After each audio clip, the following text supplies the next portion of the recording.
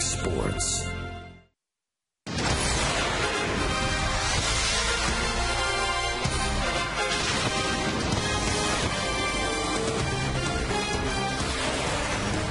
There's an alert for Noah's Ark. It's missing at this point. Milwaukee needs it. A rainy Wednesday night. But we've got baseball because we've got the roof. Giants, Brewers here on Fox Sports Wisconsin. Chris Narveson on the hill making his 14th start. Very few, though, have had the starts that he would like to help the Brewers get a victory. He opposes Tim Lincecum. Should be a good matchup. Jerry and Craig back with you here on Fox Sports Wisconsin. And Jerry, we've talked about it over and over again. The starts for Chris Narveson, those first innings have been tough to get through. Went away for a while, but came back in his last start. And it's interesting when you break these numbers down, the trouble he has early if he can just get through it. Well, the thing is with Chris Narveson, he does have to start off, command the strike zone with his fastball early. Do not get behind. Make them make a decision. Very important for this game tonight. All right, we'll track that, see how Narveson does as we continue our coverage. And, you know, there's always reason for hope. The Brewer Bats have actually had success against the Freak. And we're not talking about Jerry Augustine. Bill and Brian talking the two-time Cy Young Award winner, Tim Lincecum, when we return.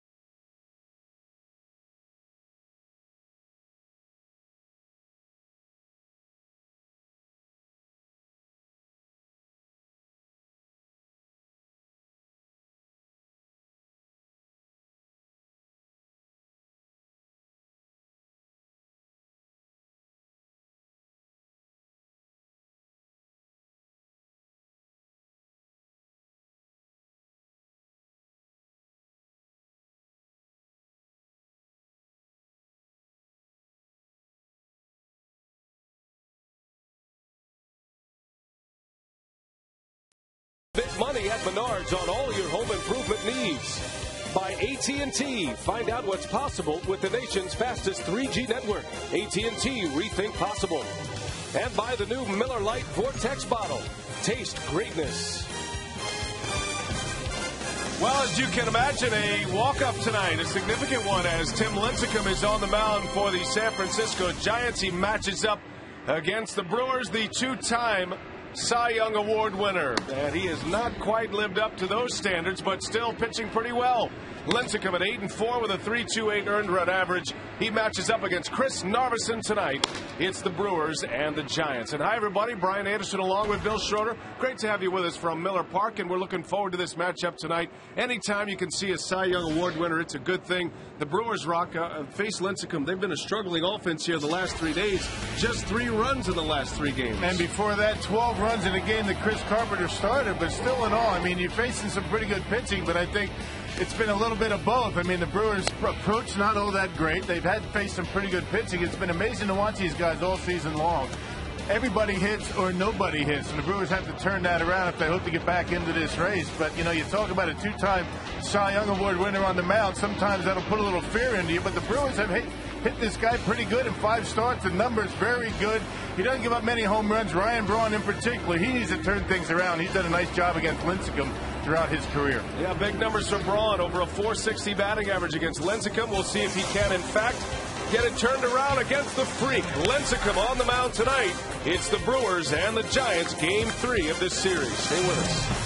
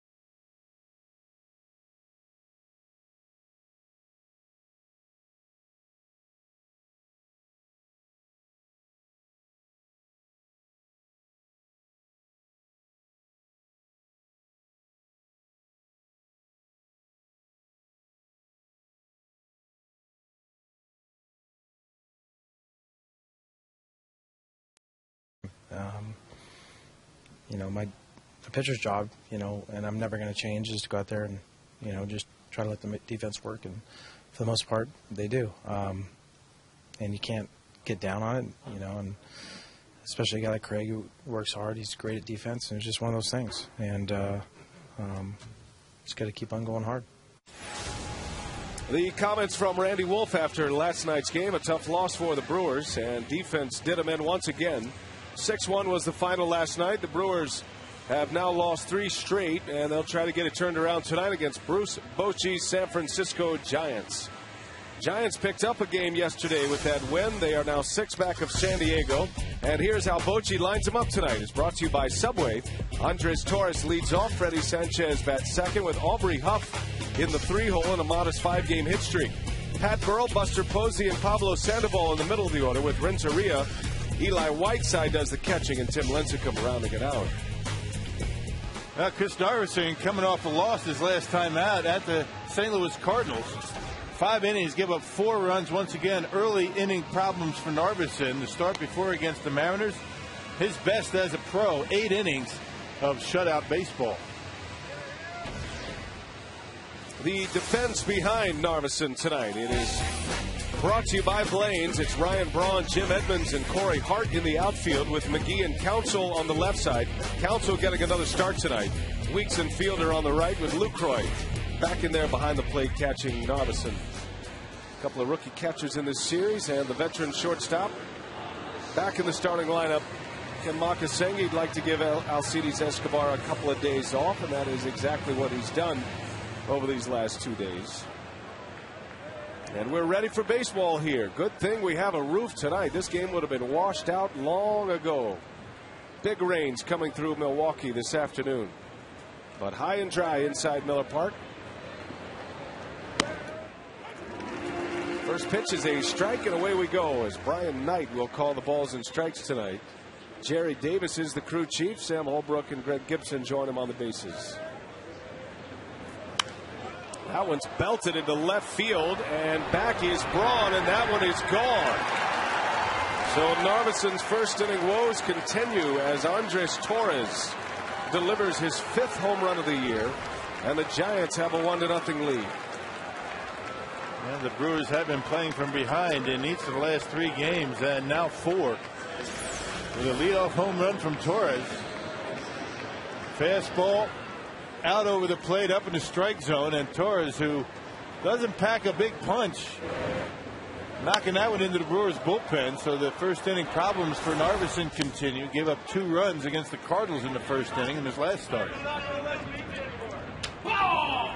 Well, the Giants not known as a power hitting ball club. They get a home run from an unlikely source as Freddie Sanchez pops it up. Counsell gives way to Braun, and that's a first out.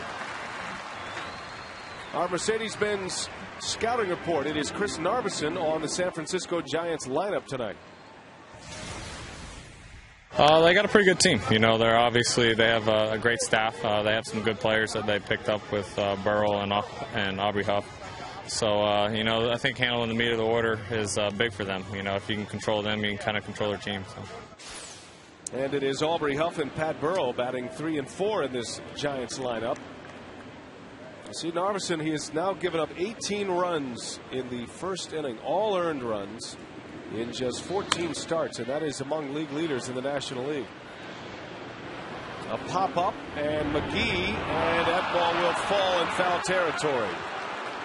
So a little miscommunication there. McGee thought he had some backup. Counsell had peeled off. Braun stopped. And Aubrey Huff will get another swing at Chris Narveson. And not sure what he heard, but certainly a tough angle for Casey McGee, the third baseman. He was shaded over into the hole with Huff at the plate. No chance of Counsell getting there. The only help probably is going to be from Ryan Braun, but must have heard something because he was standing there waiting for it. Peeled off, nobody there. And now Huff delivers one deep to right, and there it goes. And that is about the way things are going for the Milwaukee Brewers. The second home run in this first inning. Aubrey Huff, his 16th of the year, that leads the club, and it's 2-0 San Francisco. Well, missed plays have accounted for a lot of runs so far on this homestand. It actually started on Sunday in St. Louis. Instead of an out on a pop-up in foul territory, Aubrey Huff gets an extra swing and knocks one out of the ballpark. A high slider and a no-doubter to right. Goodness.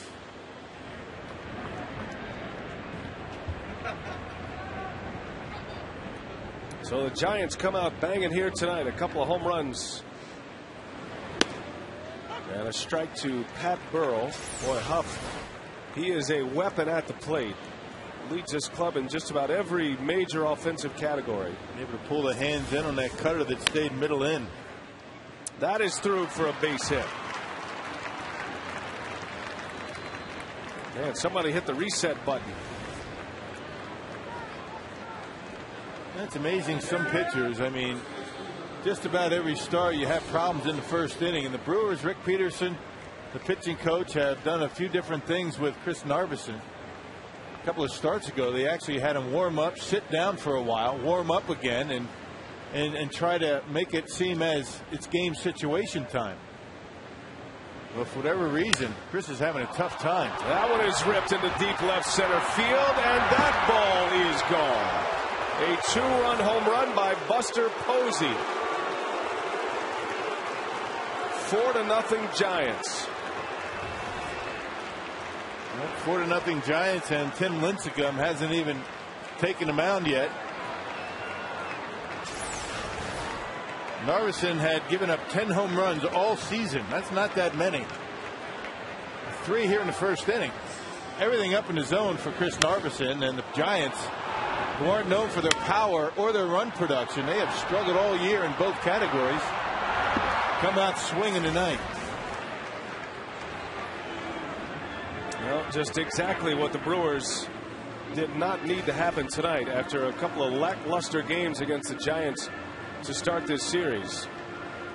Narveson has come out and given up 4 runs in the first on 3 home runs. Just can't get the ball down. I mean, it's nothing more, nothing less than that. Location not very good for Chris.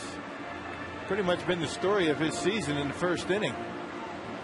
What he has been able to do in normal cases is turn things around after a rough first inning, but he's already down 4-0 to that guy. 2-time Cy Young Award winner. Still just 1 out. And Sandoval takes a strike. Now, this was the guy that was supposed to lead the Giants offensively this year. Sandoval hitting just .266 to start the day. Just 6 home runs, 34 driven in.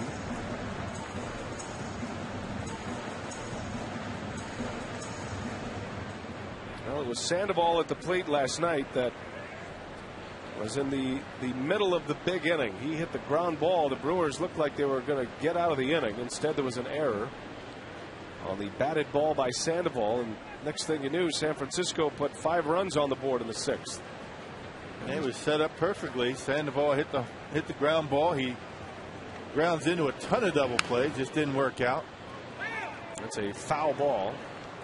It's one of those things. Maybe the league has caught up to Sandoval just a little bit. He's a free swinger, to say the least. He swings at everything, but last year, even pitches he swung at that weren't even close ended up being base hits.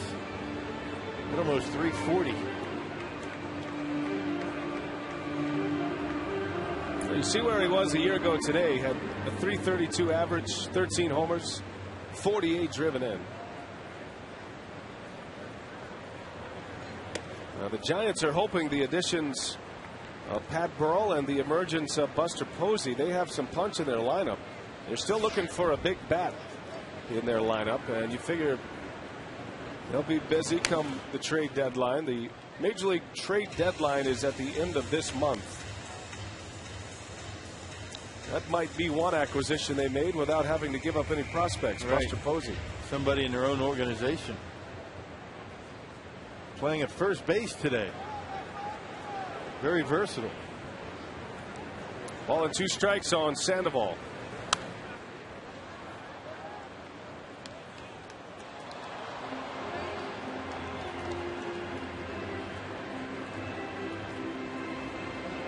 Four quick runs before many have even found their seats on a rainy night.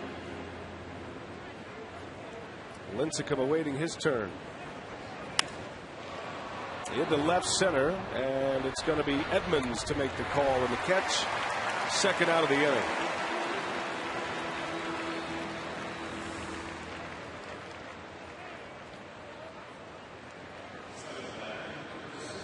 Well, at some point, you're hoping the Brewers get things turned around. They had a good homestand last time through Miller Park. They won 6 out of 9. A 2-2 trip to St. Louis, but they have dropped the first 2 games here to the Giants, and if it's not one thing, it's another for Milwaukee. This is really the first bad start that the Brewers have had, or at least a rough start to a start. The starting rotation has been pretty good, even through this 3-game stretch. Gallardo, Wolf, Dave Bush. It's been unearned runs that have been the problem, and lack of offense. Now, the Brewers have allowed 12 unearned runs in their last 3 games. Costly errors in those games.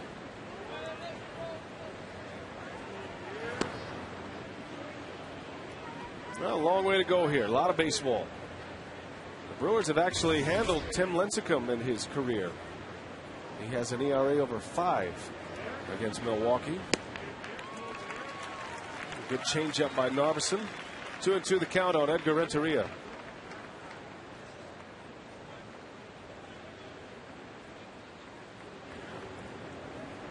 Renteria is going through his struggles at the plate as well. He's got a .293 batting average, but not hitting for much power. And only 12 runs batted in. He's only had 133 at bats. He's been on the disabled list 2 different times already. Get a little older, it's tough to stay healthy. 33 years of age, Renteria. Moving a lot slower than that as he comes back from the disabled list.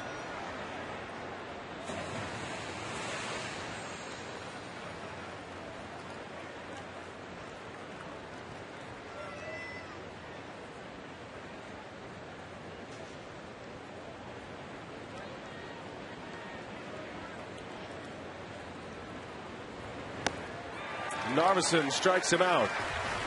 4 runs in for the Giants on 3 home runs.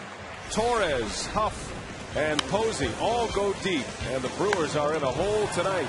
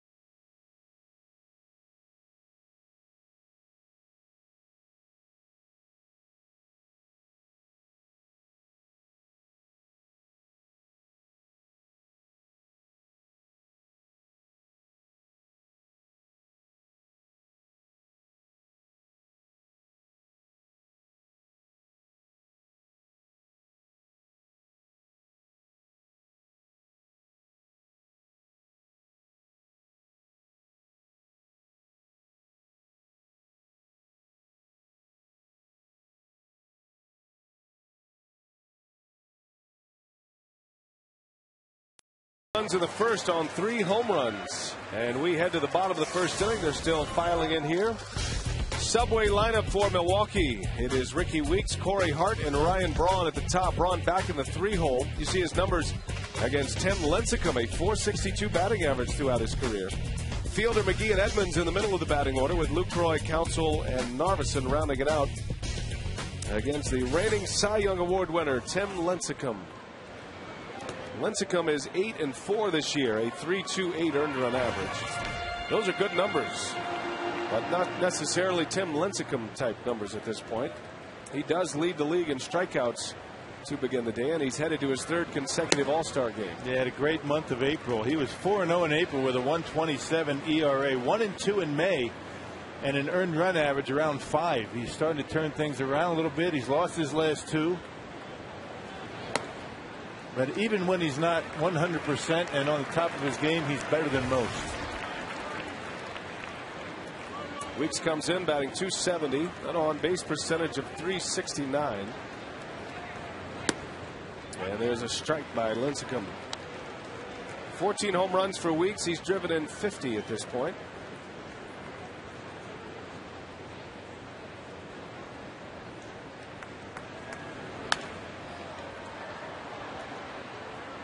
Here's how the Giants line up defensively behind Lincecum. Pat Burrell is in left. Andres Torres and Aubrey Huff join him in the outfield. And it's Sandoval and Renteria on the left side. Sanchez and Posey on the right. The young catcher gets a start at first tonight. Eli Whiteside does the catching for Lincecum. And he strikes out Ricky Weeks.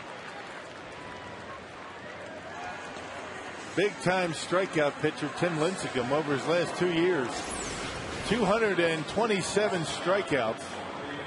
There's that changeup. It's actually a split-fingered fastball that he calls a changeup on a 3-2 count to get Ricky Weeks. Throws a fastball hard.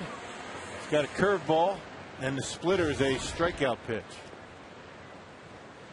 Well, here's Corey Hart. He had his 20-game hitting streak snapped last night. Thought he was going to get a chance at the end of the game last night. The Brewers were putting up a bit of a threat. Hart ended up in the on-deck circle, and the game ended.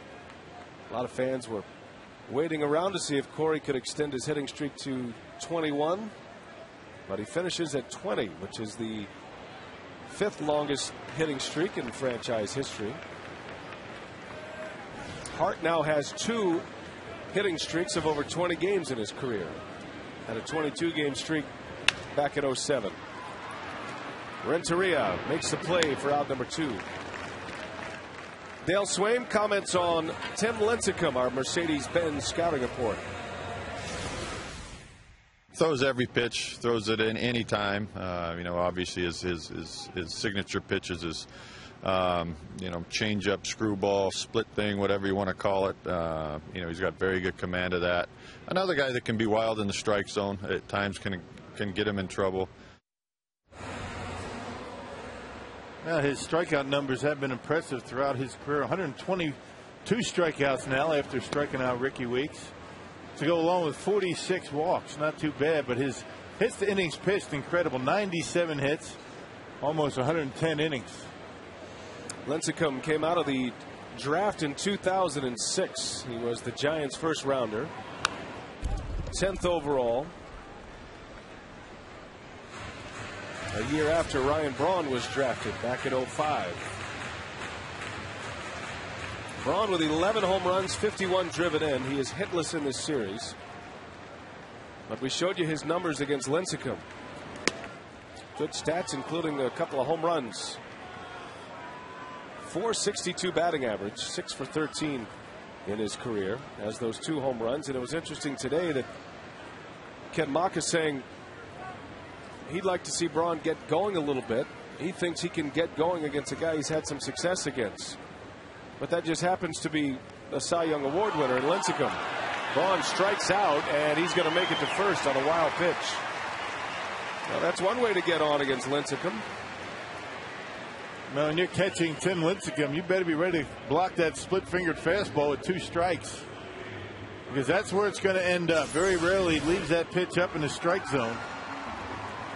Bounces it right off the plate. Catcher's got to block it. No ifs, ands, or buts about that one.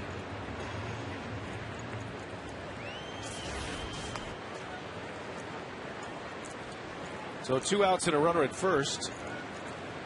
And here comes Fielder now. Well, the Brewers need a quick strike. 4 runs for the Giants in the first. And you'd like to get a couple of back here. Prince starts the day with 18 home runs.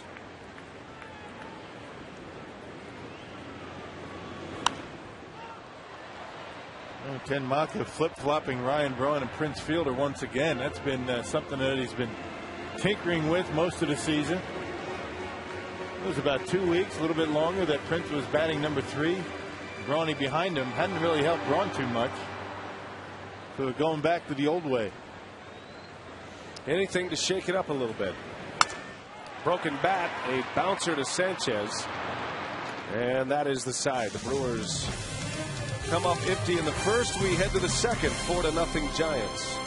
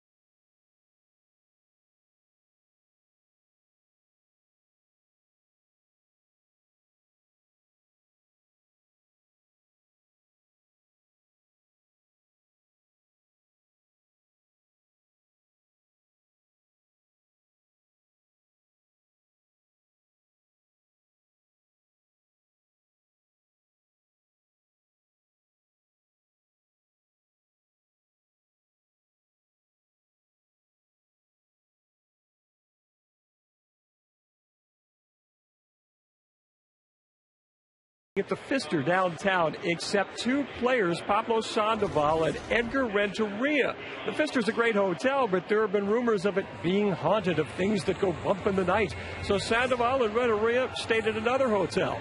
Renteria said, "We slept like a baby." Guys, the other Giants look pretty well rested too.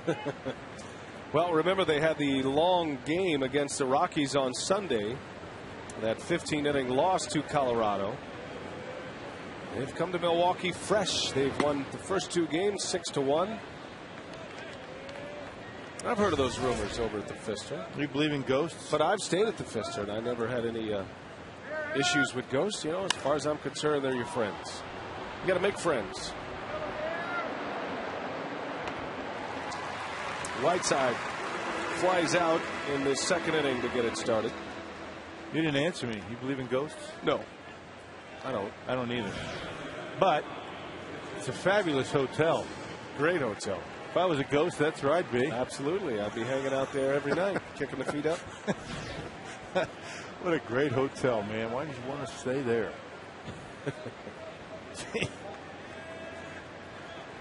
Here's Lincecum. A right-handed pitcher, but a left-handed batter, which is why he wears that protective padding on his pitching elbow. Saw the same thing last night with Bumgarner, a left-handed pitcher and a right-handed hitter. Yeah, we got to keep that elbow if it's out in front of you, protected. I mean, that's your bread and butter. You can only imagine what would happen if you get one on that elbow without that pad. He'd be out a few starts. Fielder gobbles it up, and he'll take it himself for the second out. Hey, come out to Miller Park for Cerveceros Day on Saturday, July 10th. The Brewers and the Pirates will wear special uniforms as a tribute to Hispanic baseball players. For tickets, call 414-902-4000 or visit Brewers.com. That's this Saturday. Muy bien. Got to get one of those jerseys. Yeah. Top of the order, here's Torres, who started this game with a home run and a 3-homer first inning for San Francisco.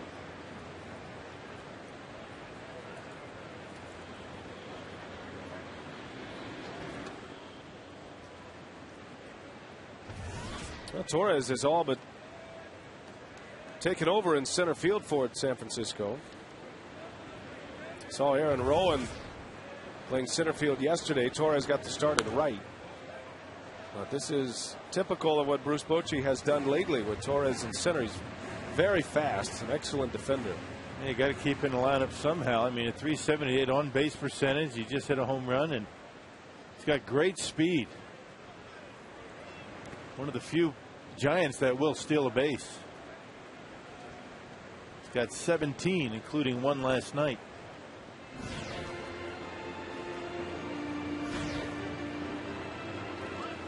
Freddie will run a little bit. Doesn't have the big stolen base totals yet this year.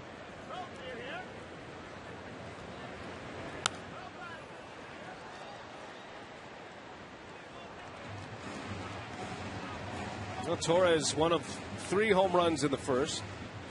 That matches a season high for home runs in a game by the Giants. It's the 6th time they've hit 3 home runs in a game.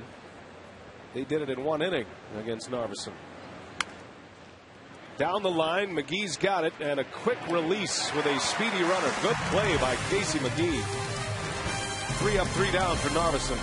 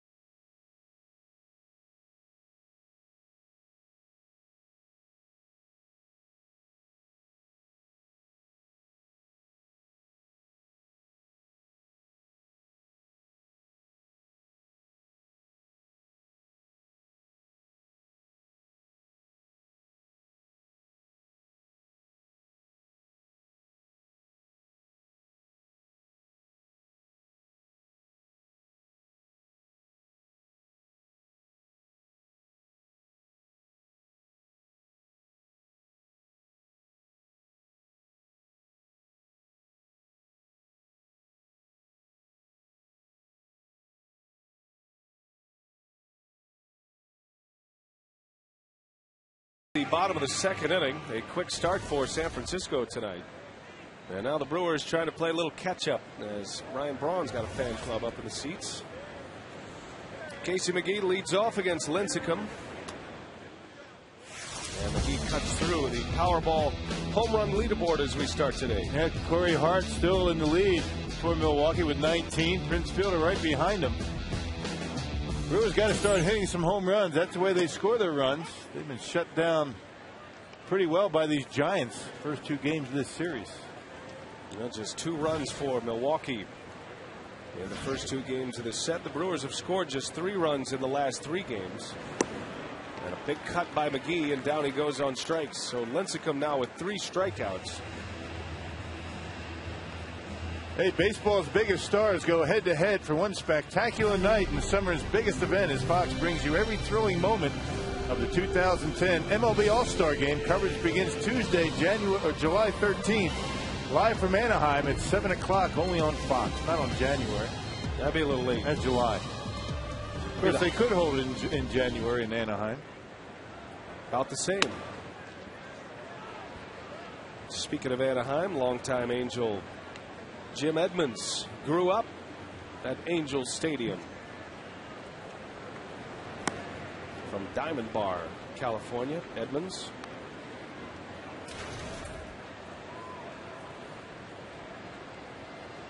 When you think of Edmonds, do you think of him as a Cardinal or an Angel?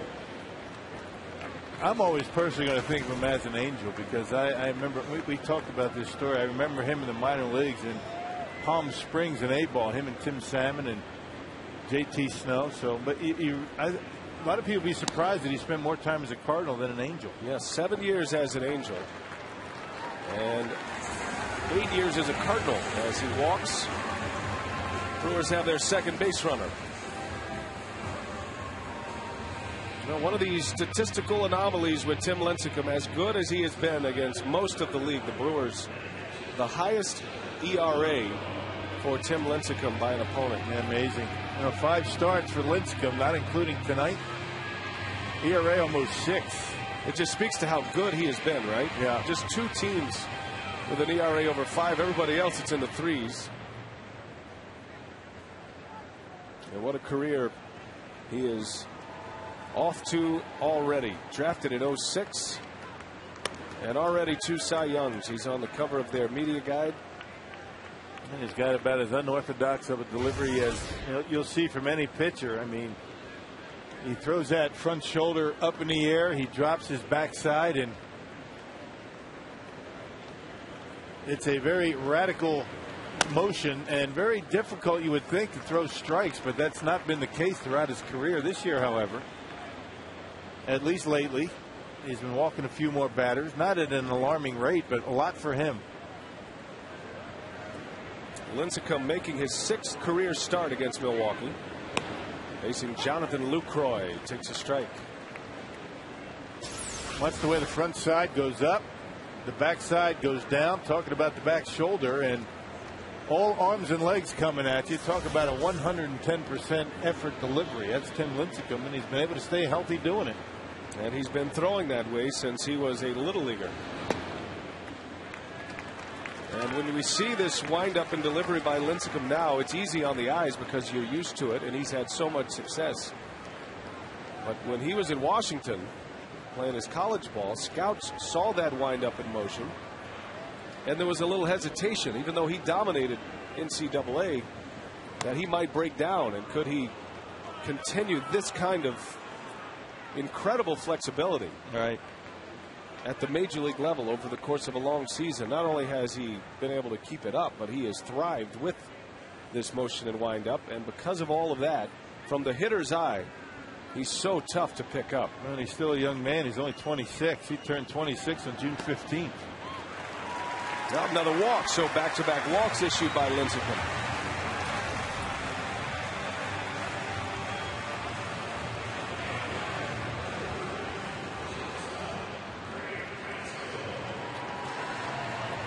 Dave Righetti, the Giants pitching coach. Well, we heard Dale Swain mention that Lincecum will issue a few passes every now and then.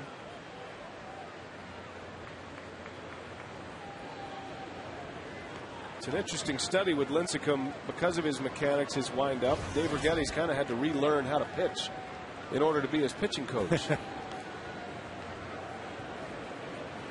Well, sometimes you're best suited just to stay away, but there was a mechanical flaw in Lincecum's delivery. You know, around May, they started to tweak a little bit. They talked a little bit about it. It was all about the timing of the front foot and where the arm was, the throwing arm, was in relation to all that. A lot of complicated stuff, but bottom line, he was a little bit out of the rhythm. And he seems to be out of rhythm here tonight. Yep, it's showing here. He's had back-to-back walks, and now he's fallen behind 2 balls and no strikes on Craig Counsell. And after winning 3 in a row in June, he's lost his last 2 and a combined 9 innings in 2 starts and 8 earned runs. Lincecum's only given up 7 home runs all season. 2 on with 1 away. There's a strike.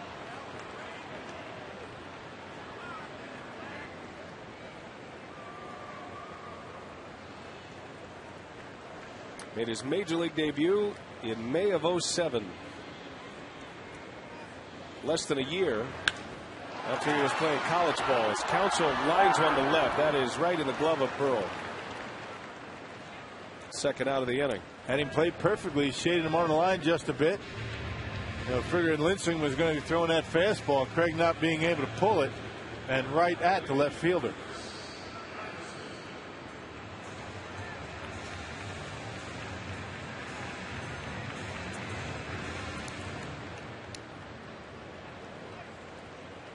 So 2 outs, and here's Narveson. Well, he is a pitcher, but he's been able to swing a pretty good bat this year. Narveson with 7 hits in 23 at-bats, a .304 batting average.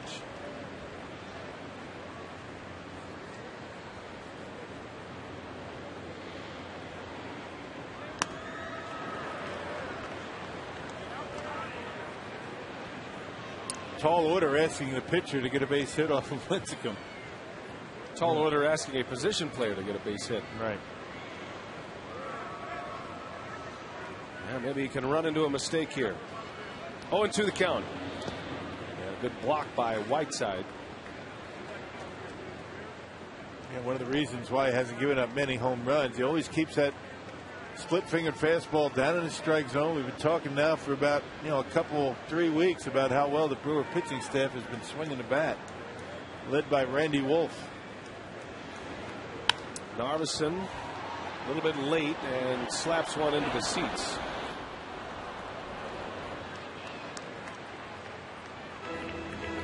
Led base hits for Wolfie.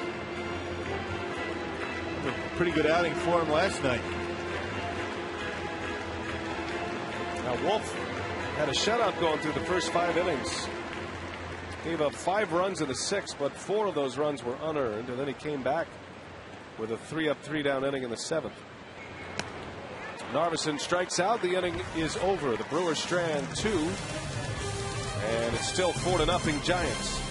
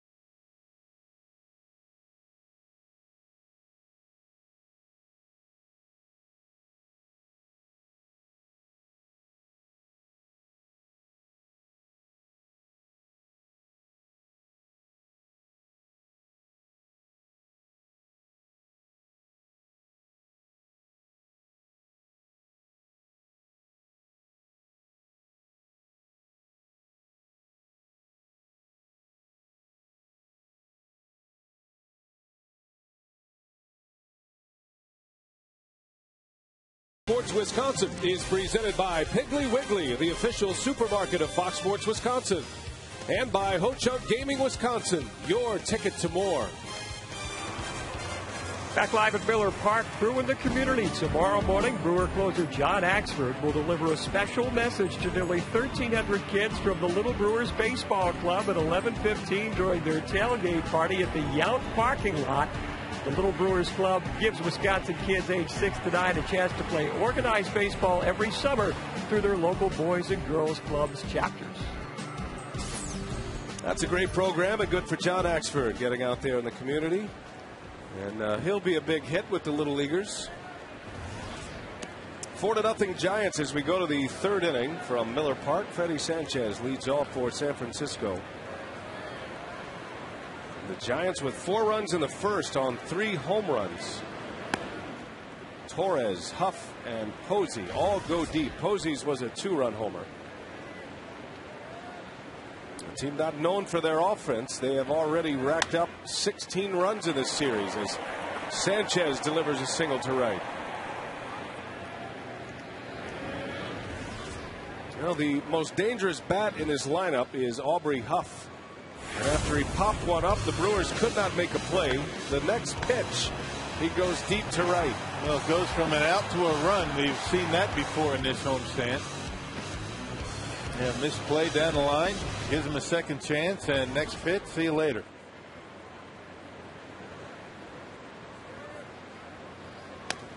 Aubrey Huff might have one of the most under-the-radar careers going in baseball.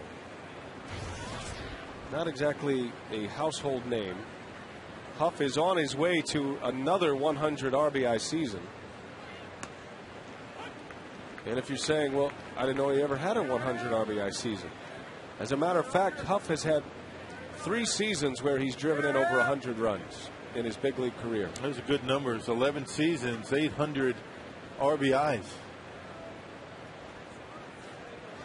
And he sticks around. He's going to have 1,000 RBIs, and that's a very select group.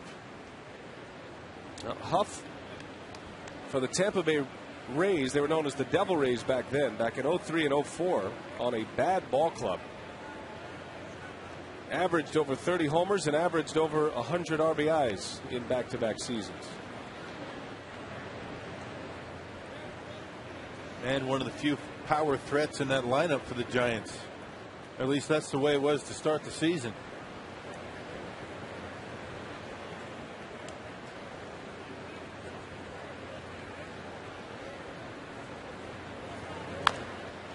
Bouncing ball to Weeks. And he'll take the short hop, make the play to first. Sanchez advances to second, but Huff is out. And one gone for Narveson here in the third inning.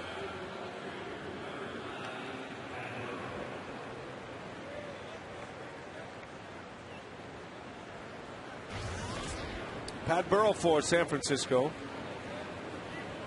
He bounced a ground ball through the hole between third and short his last time up.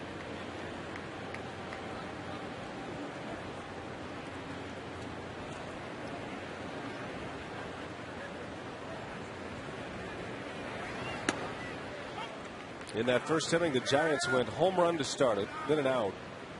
Home run by Huff. Burrell's single, then Posey's 2-run homer. It was a quick strike for the Giants tonight. 4 runs on the board in a matter of minutes.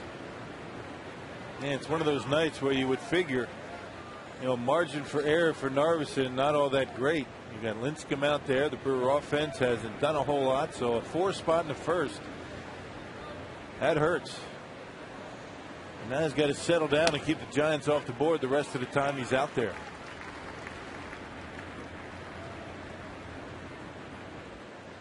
And as you know, by watching this game every night, that's just exactly the opportunity to buck the trend. Who can figure out this game, right? And I suppose there's a little element of pressure for Tim Lincecum. He'd obviously rather have a lead, but there is something to that 4-run first inning. Lincecum through the first 2 innings. No runs yet. He's given up 2 walks, however. 4 strikeouts.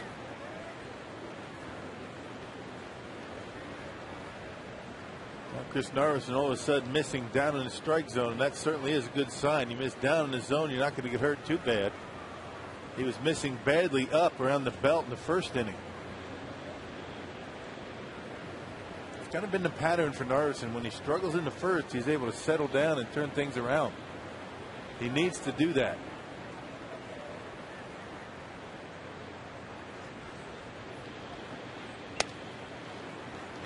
Well, remember against the Texas Rangers, Narveson came out first inning, struck out the side. And then Narveson pitched against the Mariners here at Miller Park the last time he was on this mound. Had a scoreless first inning. And then proceeded to rip off 7 more scoreless innings. He went 8 shutout, his best start of his career. 8 shutout with 7 strikeouts against Seattle. There's a strike called, and Burrell is rung up. I'm not sure it was designed to be on the outside corner, but that's where it ended up. Lucroy setting up inside. He reaches across the plate and catches it right on the outside corner. So missed it by about 17 inches. But was able to get the call. And the second out, the second strikeout for Narveson.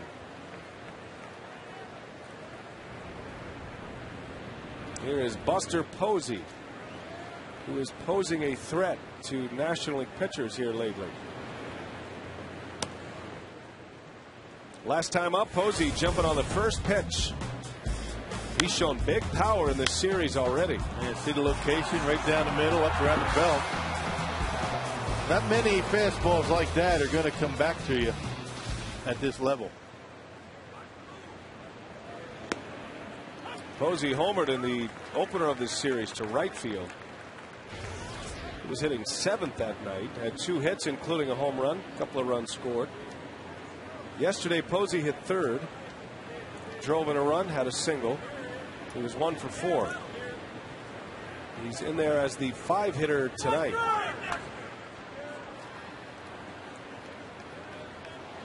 Up and down the order, doesn't matter to him. Play first base, behind home plate.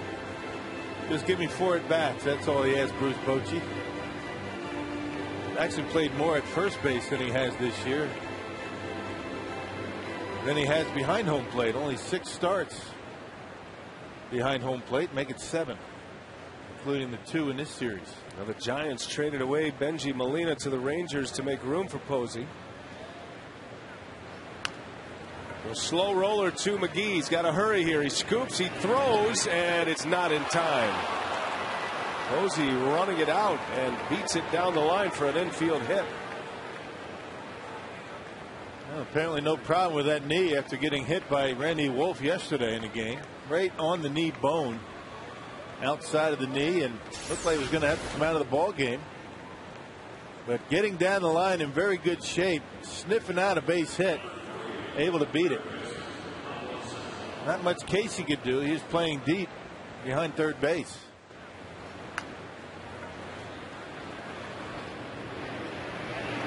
And as they say, not bad for a catcher. Yeah, moves pretty well. Even for your kind. Yeah. 2 outs. And it's Sandoval, and he bounces one foul.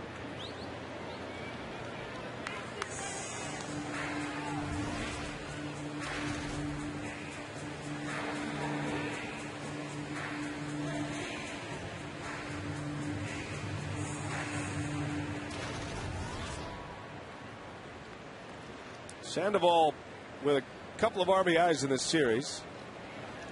He drove in a run in the 6th inning on Monday night that tied the game, got the first Giants run. Just doesn't appear to be the same hitter he was last year. You talk about the adjustments in the major leagues, especially to hitters. Pitchers are always scouring the video, pitching coaches looking for holes in the swing. It's hard to hide a weakness these days. You know, 20, 25 years ago, you could get away with it, particularly if you're a team coming into a city where you never see each other. And he went, says Brian Knight. Lucroy will tag the runner at the plate. Not sure why Lucroy went for the runner at the plate, but he wanted to make sure. And he ends up getting the out to end the inning anyway. I think he tagged everybody. Well, he wasn't sure if it was a called strike. That was the key. So a good move, a good thought, taking no chances on a good block at home plate.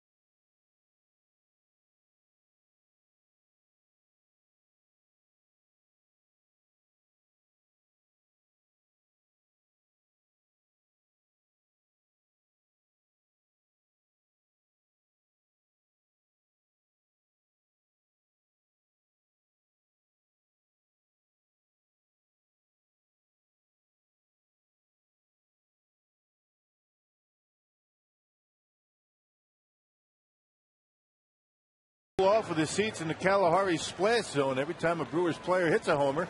Bernie Brewer will go down his slide and create a splash. For tickets, call 414-902-4000 and go to brewers.com today. Ricky Weeks ready to lead it off here in the third inning against Lincecum, and he hammers one to center field. Backing up is Torres, and that ball is over the wall. It's a home run for Ricky Weeks. Number 15 for Weeks, and the Brewers are on the board here in the third inning. Now that's what they do best. They hit home runs. When they hit them, pretty good chance they win. When they don't, they have a tough time scoring runs. Boy, Ricky Weeks, those quick hands, very still until that bat gets to the hitting zone. And how quick is his hand? Man. Now Corey Hart with a base hit. So the Brewers with their first two hits of the game in back-to-back order in the third inning. Following the Weeks home run, Hart singles to left. It is a quick strike offense, this Milwaukee Brewer ball club. When one hits, they all hit. That's been the way it is all year. Lincecum walking two in the second inning, but he was at the bottom of the batting order and got through it with no runs. Now we'll see if the second time through the Brewers can come up with some offense. A lightning bolt from Ricky Weeks to put him on the board.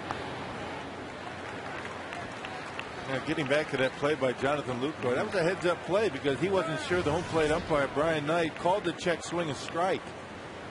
He saw the runner from third base coming, and he tagged him just in case it wasn't called. That was a great play by the young catcher. Yeah, you know, at first sight, it looked like a little confusion down there, but Lucroy didn't have the benefit of what the fans and what we saw. He can't see the umpire behind him. As Braun fouls it away. Good heads-up play. Thinking on your feet.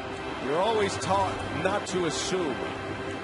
If you don't assume, you'll go ahead and play it out, and then the umpire can tell you what happened. Right. Either way, you're covered, and that was a good job by Lucroy, who just continues to impress his maturity, his poise. You can't get hurt by tagging that runner coming to home plate. Imagine what would have happened. Everybody would have been saying had he tagged Sandoval, and it wasn't a called strike. Right. They're saying, why didn't you tag the runner? He wasn't called out. Well, he did the right thing.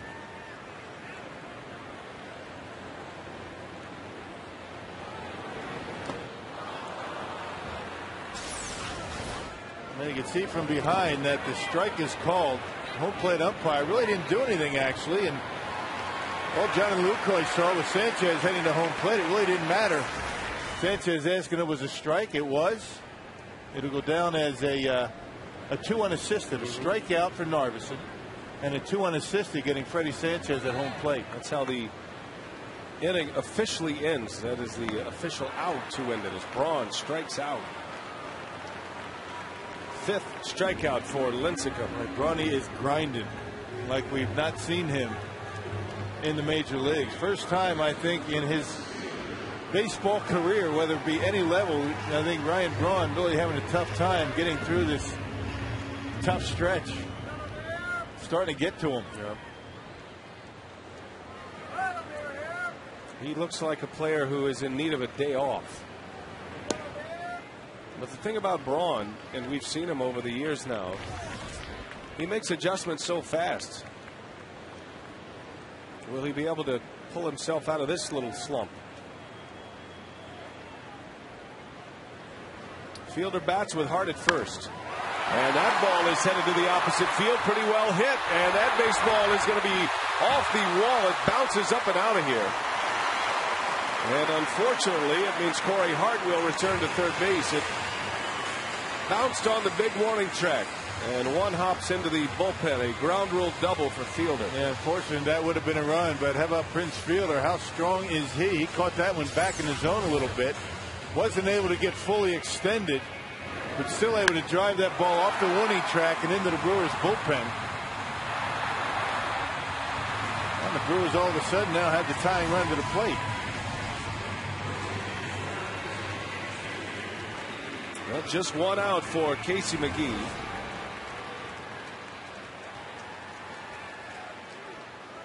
The 3rd hit in the inning, a home run, a single, and now a double.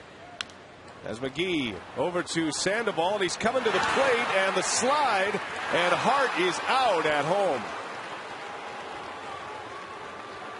Whiteside blocked the plate, and Hart runs right into it.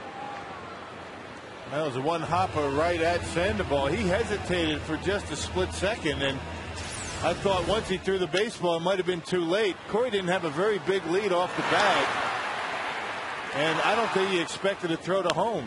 Sandoval playing behind the bag. Corey expected the ball to go to first base.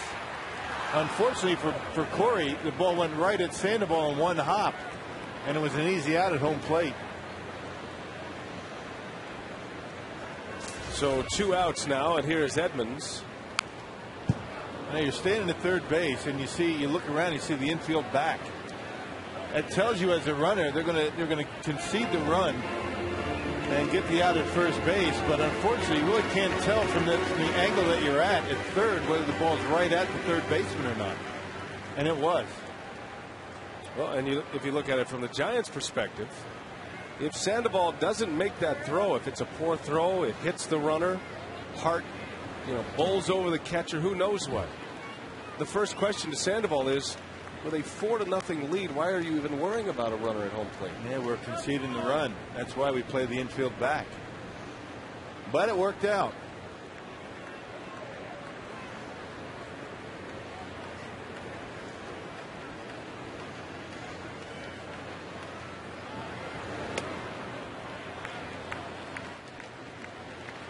Two balls and a strike on Edmonds. He walked his last time up.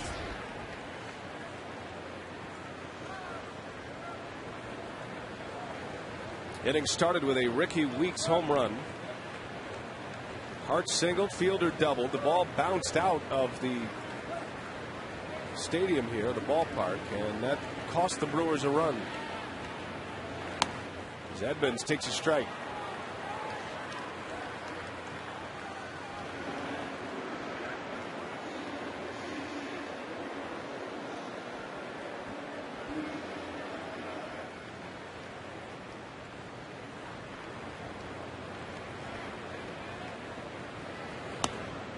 And that one's in there. A strike called, and Lincecum is out of the inning. Gives up just 1 run despite 3 hits.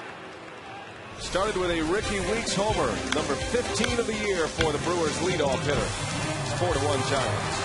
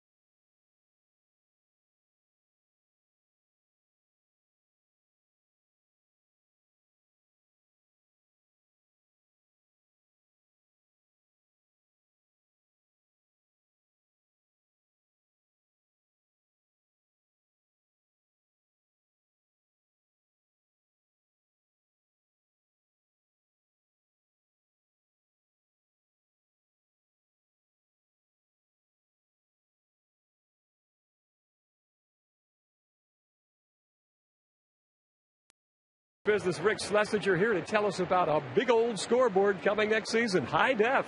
It's going to be an incredible experience for our fans. It's going to be over 5,900 square feet of high definition, high resolution display. And we announced today that Daktronics, a company out of Brookings, South Dakota, is going to be the manufacturer of the video display. It's going to be the third largest in Major League Baseball and about 20 square feet larger than the Yankees have at new Yankee Stadium. Fans love this. The players like it too, don't they? Well, they can see their highlights. If Prince or Braun hit home runs and we show the replay, they'll be able to see it in 5,900 square feet.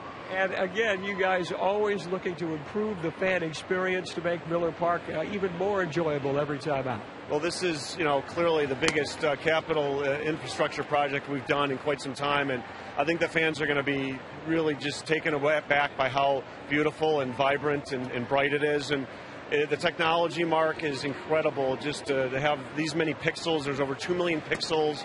It's 1080, the true high definition, an experience that I think the fans are going to just absolutely enjoy. Talking about technology, the roof is opening as well right now. It's just high tech all around, isn't it, Rick? Absolutely. We need to get a little bit of cool air here and maybe figure out a way to get some of the wind out to have some of our balls go into home run territory. Rick, thanks. Rock and BA, back to you. Lots of pixels coming next year. Yeah, that's good. Rock, just think how good your mug is going to look on that giant board out there. How about Rick with the pixels and the 1080 and man. But he's the man writing the check for that big scoreboard as well. You could sense a little anguish in there as well. I guess you better do your homework, right? It's like a man that just bought a big house. It's going to be great to see the big scoreboard in here next year.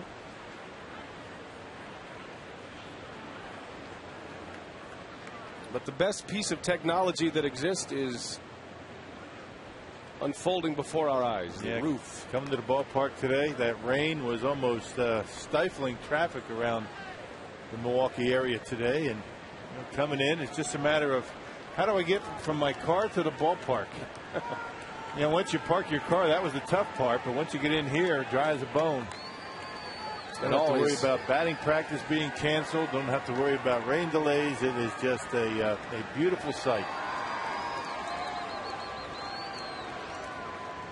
That's why it truly is one of the great venues in all of sports, not just baseball. Comfortable fan experience. You know what else is great about Miller Park? And a lot of the newer ballparks have it. But the fact that you can walk all the way around the concourses here, the fact that you can stand in line at the concession stand and not lose the action, you can see it. You can see the field from a lot of the concession stands here. The sight lines in just about every seat in this ballpark, outstanding. And again, people ask me all the time, what's your favorite ballpark? And I say, well, Miller Park. And I know, and I say, I don't have to say that. Don't have to say that, and there are a lot of beautiful ballparks, but this is far and away the best ballpark in baseball for a lot of different reasons. Not a more comfortable ballpark for sure for the fans.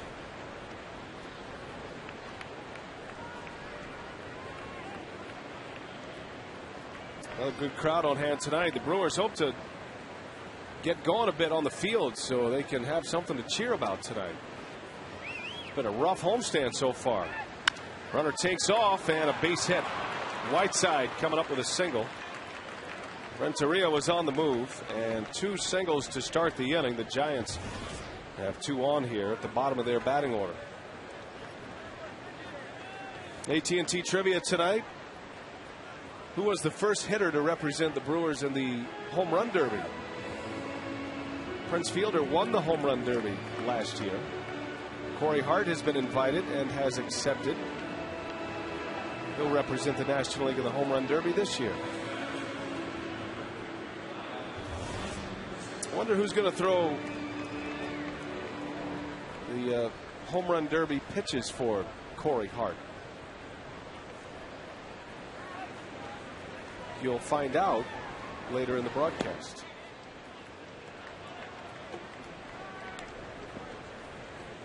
A couple of years ago, it was with Ryan Braun. It was Nez Balello, his agent, who threw him batting practice or his home run derby pitcher.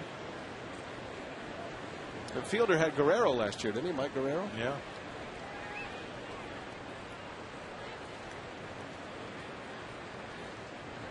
I know Dale Swaim has thrown in the home run hitting contest in the past. He's always the first request. He politely declines. But it's Eddie Cedar who throws batting practice to Corey Hart every day. It's almost an AT&T trivia in its own. There's Eddie. A long armor, Eddie Cedar. Yeah, long armor with a long bat. Little sink, little tail once in a while. Perfect wheelhouse pitching for Corey Hart.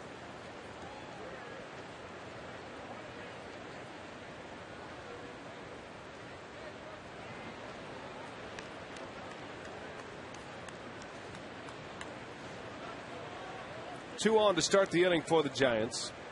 Lincecum looks like he's up there to bunt the runners over.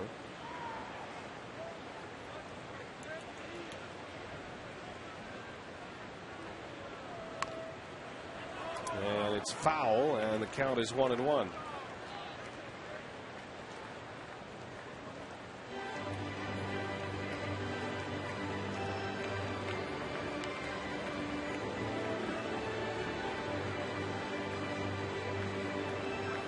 Giants got 4 in the first. The Brewers added 1 in the third on a home run by Weeks.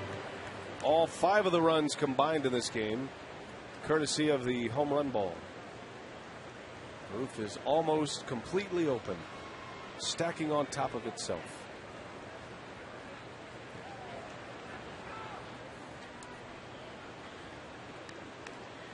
The Giant pitchers have done a pretty good job dropping down the sacrifice bunt. Tim Lincecum has 6.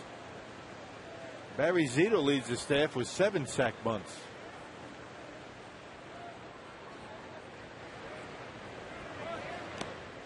Bunts right through it. 1-2 the count on Lincecum.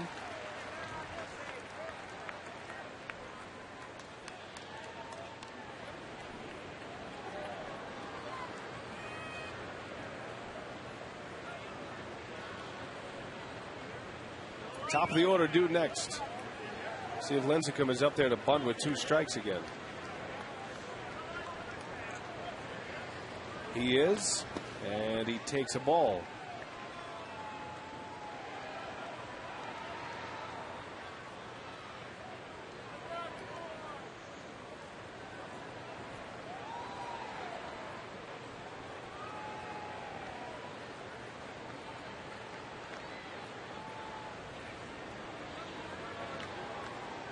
Fielder and McGee in tight on the corners. And there's a bunt. Narveson will make the play, and a poor throw to first. And Lincecum is safe, and it's another error in this series. Man, oh man. Well, it'll go down as a sacrifice for Lincecum and an E1 allowing him to get to first base. Lincecum not even running. I mean, the throw pulled Prince off the bag. He jumped for it and almost was able to get his foot on the bag before Lincecum got there. Actually, Lincecum stopped right at first base. Not very good hustle by Tim Lincecum. Got to do a better job of that than running. He's kind of taking a nice jog. A bad throw by Narveson, and Prince almost able to get him. Actually, Ricky. Well, it has been a story, and it has been a problem for the Brewers the last 3 games. Now the bases are loaded with nobody out, top of the order. And Narveson has to bow his neck.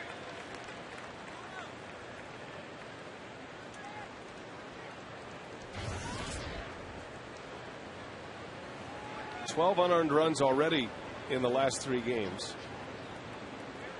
Narveson needs a big out here. He could use a strikeout on Torres. That one just missed. 1 ball, 1 strike. The Brewers have given up as a staff the most unearned runs in baseball. 58 runs unearned they have allowed. And that certainly wasn't the case before the last 3 games. Talk about all those unearned runs, 12 of them. Jumping past many different teams. You look at the Cincinnati Reds. The Cincinnati Reds lead the National League. They've only allowed 14 unearned runs this year. That's pretty good. And the Brewers 58. 1-2 the count to Torres. In the air, shallow center. Edmonds got a long way to go. He's coming in, and he's got it for the out. And Renteria does not tag. And a strong throw from Edmonds. What a play by Jim Edmonds. He had Renteria completely in no man's land there, and he comes up with a big catch for the first out. Well, the advantages of playing shallow in the outfield. You can see that from Jim Edmonds just about every night. He goes back on the ball very well. But because he plays shallow, he's able to come up with a baseball like this. This is normally a Texas leaguer. A little flare into center field. Certainly would have been one run in. But because it's so shallow, he's able to get it and keep Renteria at third base. Such great control, Jim Edmonds. And a big out. And there's a strike on Freddie Sanchez. Man, now you get your double play ball. We've said that a few times this week. Edmonds showing some of that Gold Glove form right there. Bases loaded, one out. Sanchez with a single his last time up. Into right. Corey Hart is on the run. He slides. He can't get it. And this is big trouble. Renteria scores. Whiteside behind him. Here comes Lincecum. He's on his way to the plate. The throw is late. 3 runs are in as Sanchez triples. And it's 7-1 Giants. Well, not a bad effort by Corey Hart. I guess if you're down 4-1 already, you got to take the chance and try and grab it. If he plays it on a short hop or just tries to knock it down, there's going to be 2 runs at least. Would have been a sac fly at worst for the Giants, but it gets by Corey. Freddie Sanchez with a triple and drives in 3 more.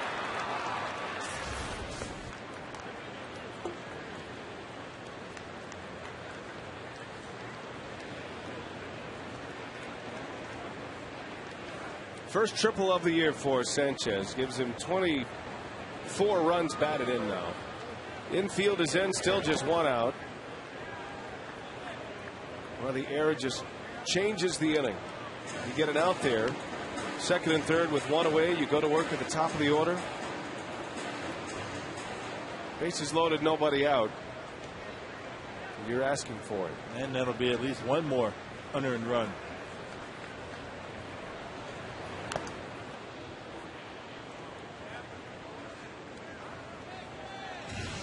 Frustrating times for the Brewers. Players are frustrated. Just got to fight your way through it. Yeah. But the amazing thing is, most of the struggles that the Brewers have experienced this year have been right here at home. Right. That's the head scratcher. Now the Brewers are 17-24 here at Miller Park this year. Hard to believe. Capuano begins his process of getting loose. It'll take him a while. 3-1 pitch. And that missed. And Huff is aboard. First and third with 1 out. And it's Pat Burrell coming up.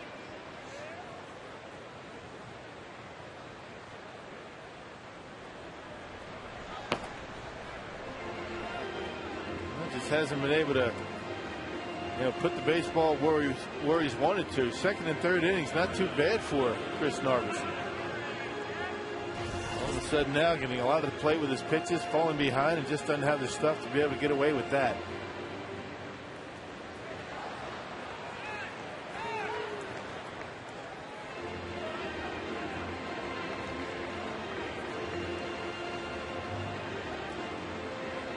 Maybe just trying to bide some time for Chris Capuano, who is a starter by trade and not too familiar with the bullpen, so it's going to take him a while to get loose. Most relievers can get loose in about 8 to 12 pitches. Not Capuano. It's going to take a lot longer than that. Well, we take you back to June 22nd, and Rock, you hit on it a moment ago, the differential in wins and losses. And when the Brewers are winning, they're doing it all well. Look at the batting average as a team, the runs per game, the earned run averages in the 2s. It snowballs both ways. Yeah, good and bad. So here's Burrow with runners at the corners here. It's just one of those things you just can't put your finger on it. There's a reason for it, and if somebody could figure it out, you'd certainly figure that they would be doing something about it, but you just got to ride it out. It's been going on too long this year, though.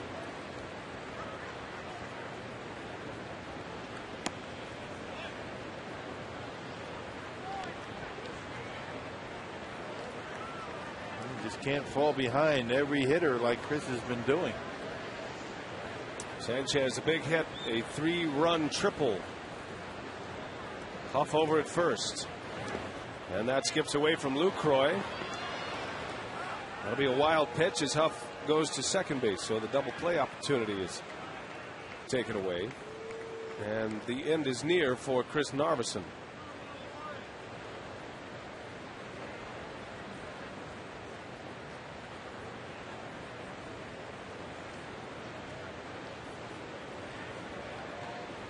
Infield is back in. 3-0 the count on Burrell.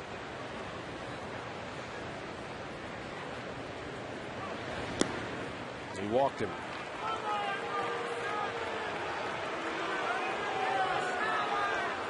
Well, Peterson back on the phone, wants to see if Capuano is close. And there goes the skipper. Well, he better be ready.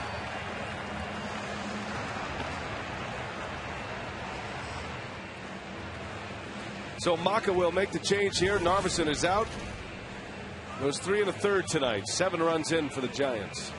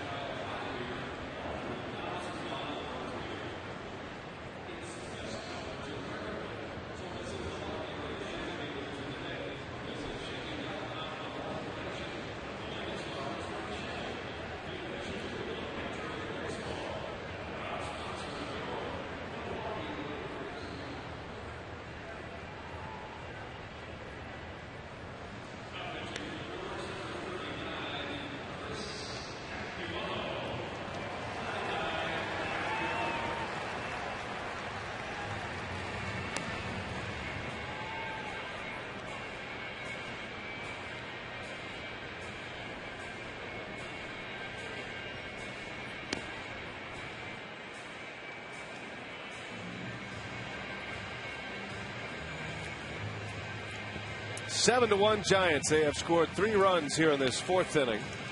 And they have the bases loaded with just 1 out still. Narveson's night is a short one.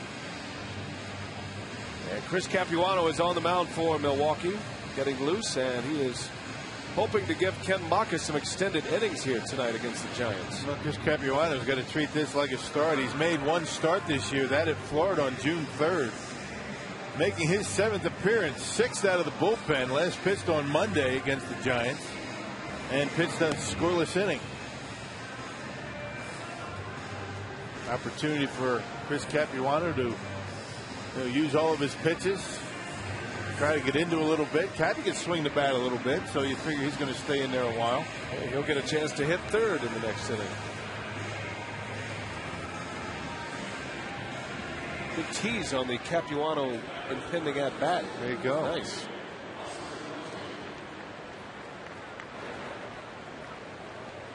So, yeah, look at that roof.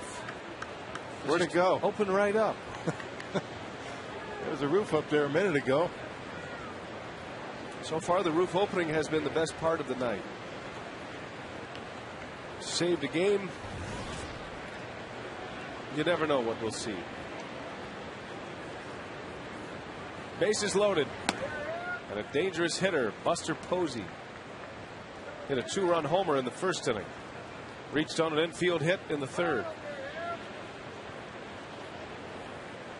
That is a young face, huh? Looks like he's about 15 years old. Yeah. They're getting younger every year. Bringing them up very young, bringing them up out of A ball and double A, and they look it.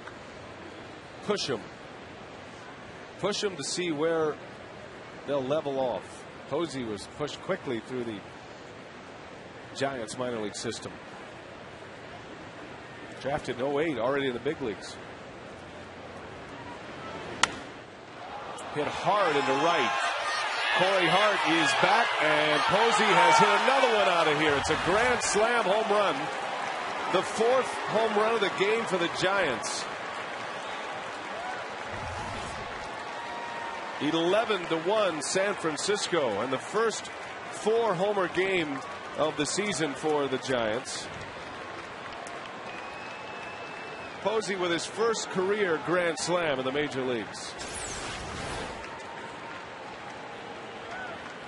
That fastball looked like a cut fastball that was supposed to be in. Left it out over the plate. Look at the location of that fastball. Outer half. Posey able to center on it. Get the sweet spot on it. His 2nd home run to the opposite field in this series. He's got 3.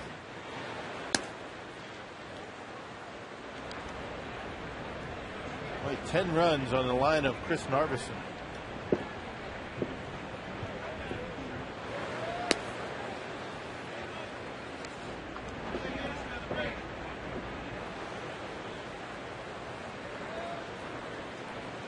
That says it all right there. Sandoval slices one foul.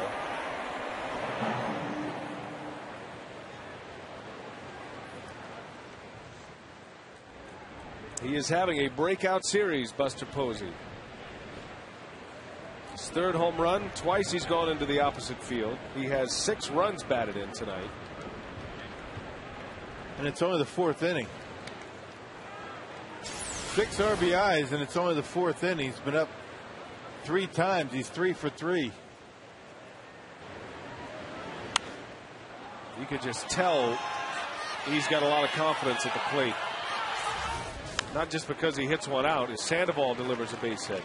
The fact that he believes in his bat enough to let it travel so deep. I mean, he hits the ball back there. It reminds me of Casey McGee to the opposite field. Yeah. Good opposite field power. He pulled a pitch from Narveson in the 1st inning at a home run in the Brewers bullpen in left center. Hit a home run a couple of days ago to right field. And taking this oppo here at Miller Park. And he knew it.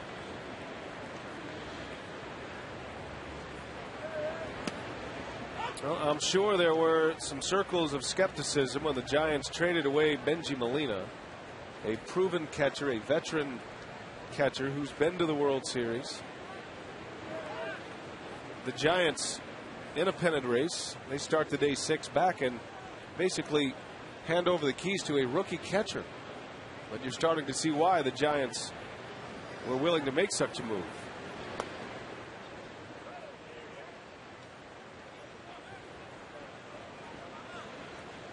And all the conversations you hear about Jonathan Lucroy and what he's dealing with, learning the staff, learning the league defensively, that applies to Buster Posey.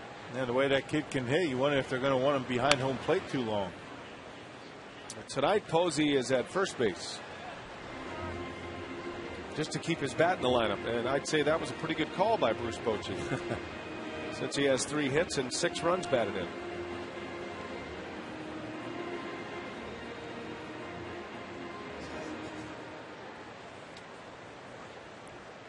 One and two to Renteria.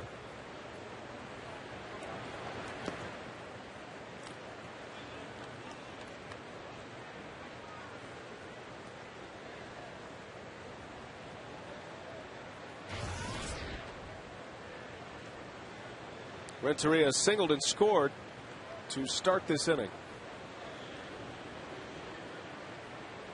7 runs in. Whistled foul. The Giants really getting some good swings here tonight. My goodness. That fastball left out over the plate, and Renteria whistled it into foul territory.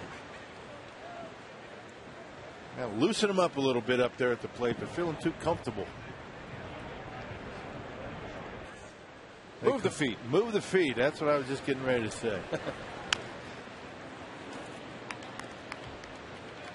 As a hitter, would you rather see one coming at your head or coming at your ankles?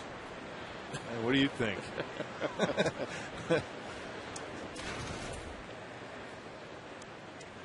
You never want to go after a guy's head. Never, ever. No matter what the situation is, that's a no-no.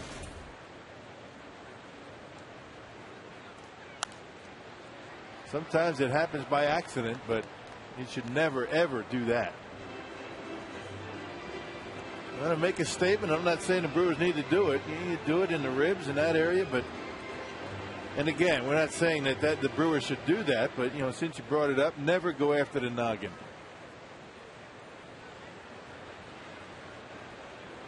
The 2-2 base hit.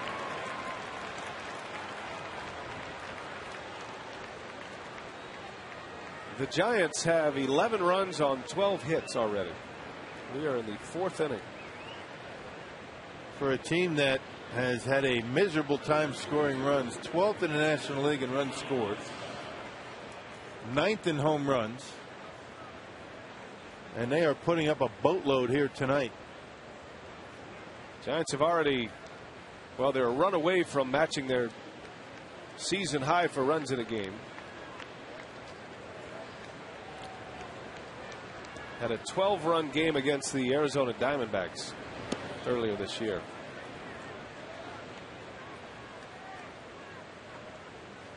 Eli Whiteside.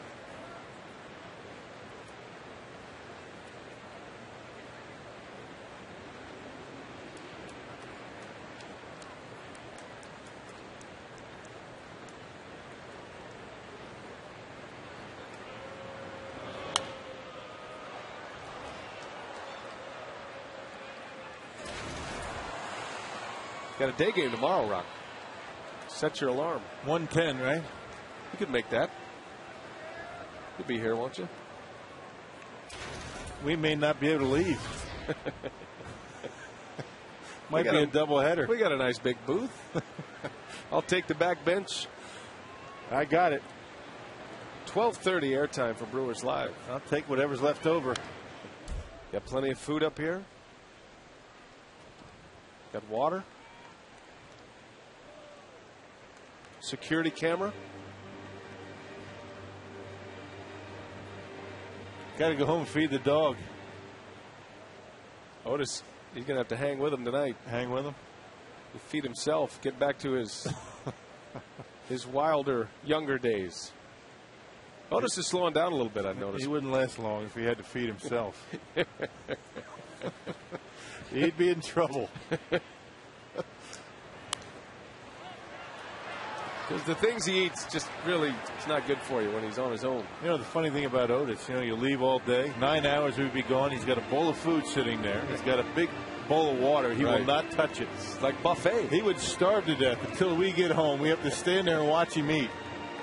That's the truth. And that right there is the earliest Otis story you've ever heard. 4th inning Otis story. It won't be the last. He's a handsome devil, that Otis. Yes, he is. Most famous wiener dog in all Milwaukee. That breath's a little questionable, but he's cute.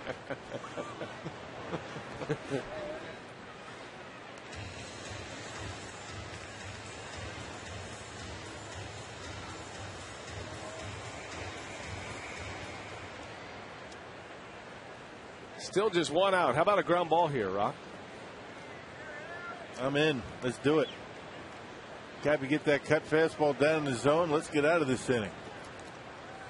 7 runs are in for the Giants.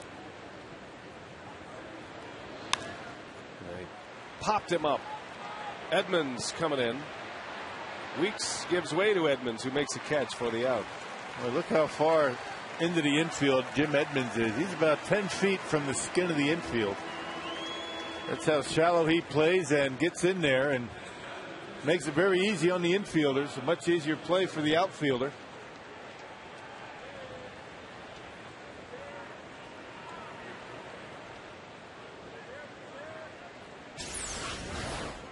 Check out Edmonds playing very shallow out there.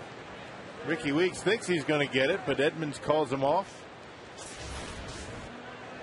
I'd love to see a guy playing hard always. Edmonds certainly does. Lincecum batting for the second time in this inning. Well, it was really the key moment of this inning. Lincecum with 2 on, trying to bunt the runners over. Laid a good bunt down. Narveson threw it away for an error.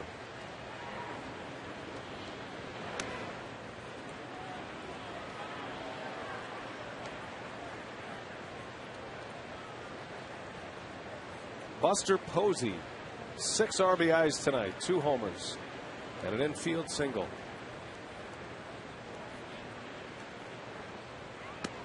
Giants might have found their biggest mid-season acquisition right there in their own farm system. Coming up from AAA Fresno. That big spark offensively. Met a kid coming up hitting right in the middle of the order. Hit 3rd yesterday.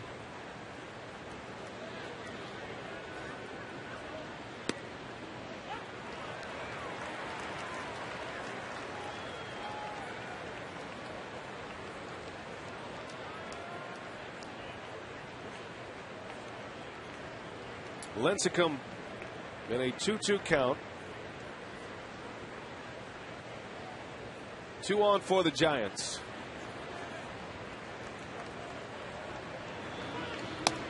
And that one's high. A 3-2 count on the Giant pitcher.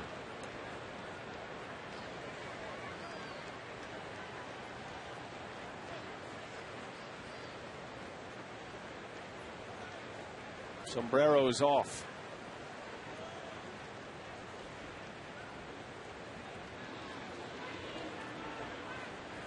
Three-two, runners go, and a strike called on the outside corner. The inning mercifully ends. 7 runs in, 11-1 Giants.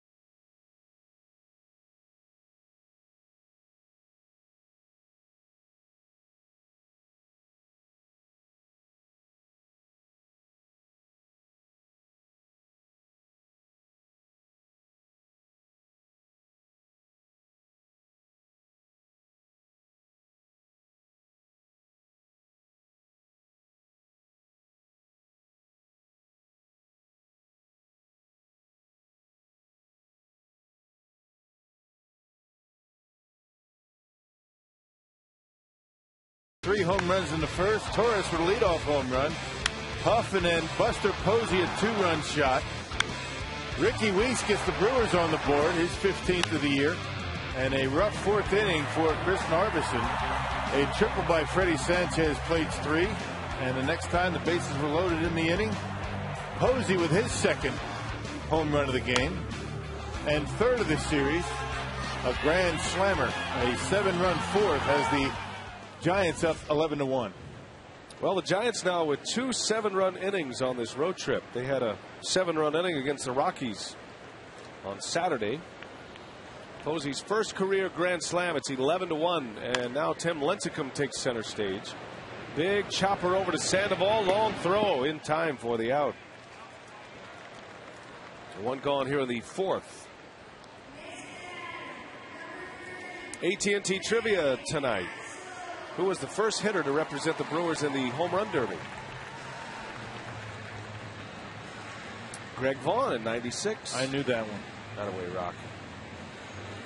Didn't want to say anything. I know how much certain individuals don't like it when I give it away. It's risky. A long time ago. I didn't realize the home run hitting contest has been around that long. What was your role in the home run derby here in Milwaukee in '02? I didn't have any role. I watched. Sweating profusely on the field. It was one of the hottest days of all time. Now you see the list in Brewers history. The home run derby participants. I knew Richie Sexton, Jeremy Burnett showed pretty well in Boston. But that home run hitting contest has been around a long time. Prince Fielder obviously won it. Brian Barn in '08. And Corey Hart this year. And I've been told that Corey Hart, although we're not sure who's going to be throwing to him, will use a rock bat in the home run hitting contest. He was testing him out today in batting practice. Yes, sir. No, he's tipped his hand on all of that information. We're going to be revealing that throughout the broadcast. You can't get it all out at once. Oh, right? no, that's not coming out now. Joe Inglet is going to pinch hit. And you know what's interesting about Joe Inglet? He is the major league leader in pinch hits this year. He has 12.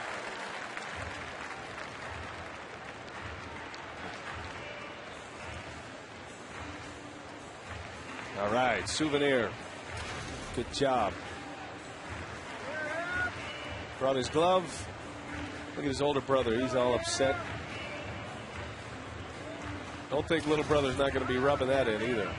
The whole way home. Got the styling glasses over there, big brother.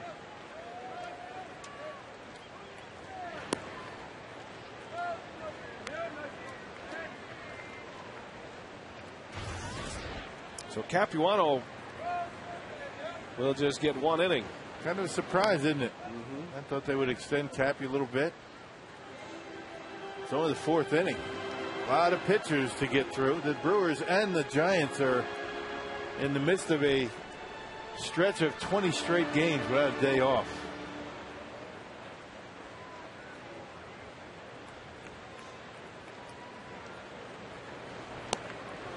Lincecum strikes out Inglet, and the inning is over.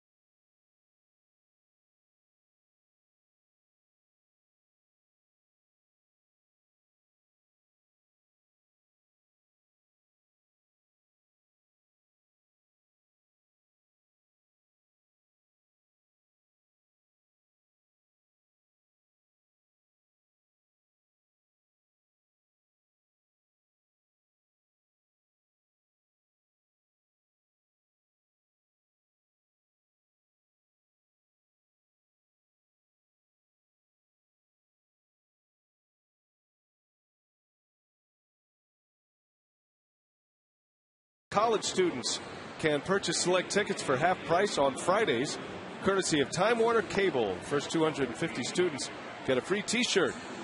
For details, visit brewers.com/students. And yes, that is an umbrella. And yes, there is a roof. But it's raining here at Miller Park. The roof was open. Must not be much to it up there. So there is a tarp here, but I'm not sure if it's ever been used in this capacity. But there must not be much to deal with. So a little bit of rain. Joe England is in for Ryan Braun. So Braun is out. Carlos Villanueva will pitch. And we head to the 5th inning. Well, V in game number 40 so far this year, 4.25 ERA. We were talking about the stretch of 20 straight games for the Brewers and the Giants. Both bullpens have been worked quite a bit, particularly the Giants bullpen.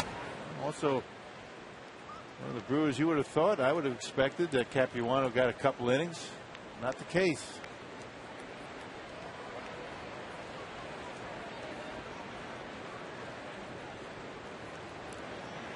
Top of the order, it's Andres Torres for San Francisco. Well, the Giants start today 6 back of the Padres. National League West, they picked up a game yesterday.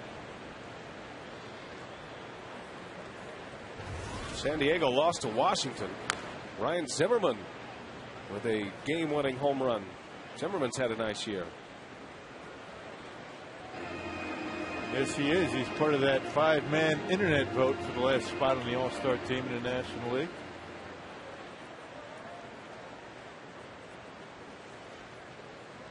Yeah, down to 4. That list down to 4. Yeah. Gallardo went on the disabled list, and Heath Bell was put on the All-Star roster, the Padres closer.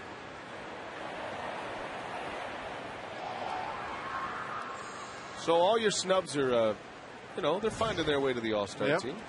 Well, how many guys have to get hurt before Joey Votto's on the team? My guy. That's your guy. Joey Votto still leads the voting, the final 5. All-Star vote in, final 4 at this point.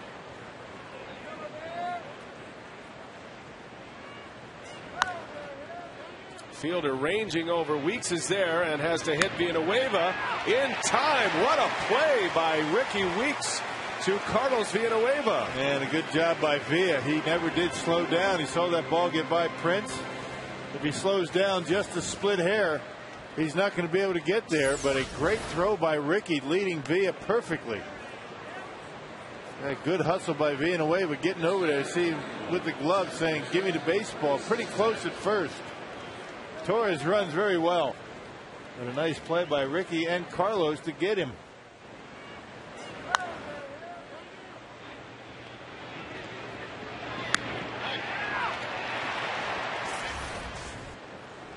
So the first out, well done. Here's Freddie Sanchez. Takes a strike.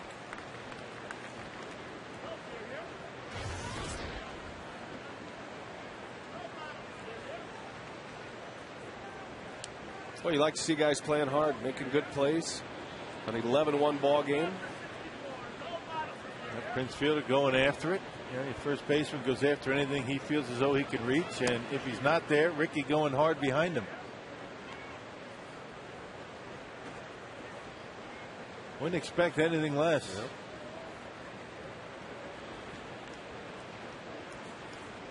Always something to find out about a player in a spot like this. Big swing and a miss. Villanueva, his first inning here. At some point, Maka is going to need multiple innings from his relievers. But they are going to be required to pick up a lot of innings here tonight as Sanchez sends one to right. Hart is there for out number 2.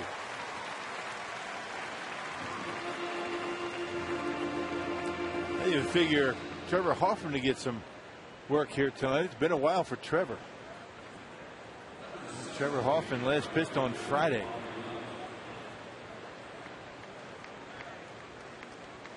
Don't expect risky. He's been throwing a lot, 3 of the last 4 games.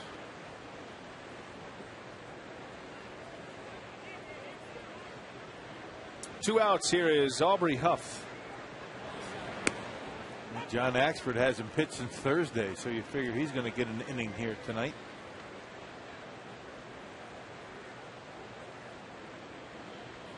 No, he's having a good time.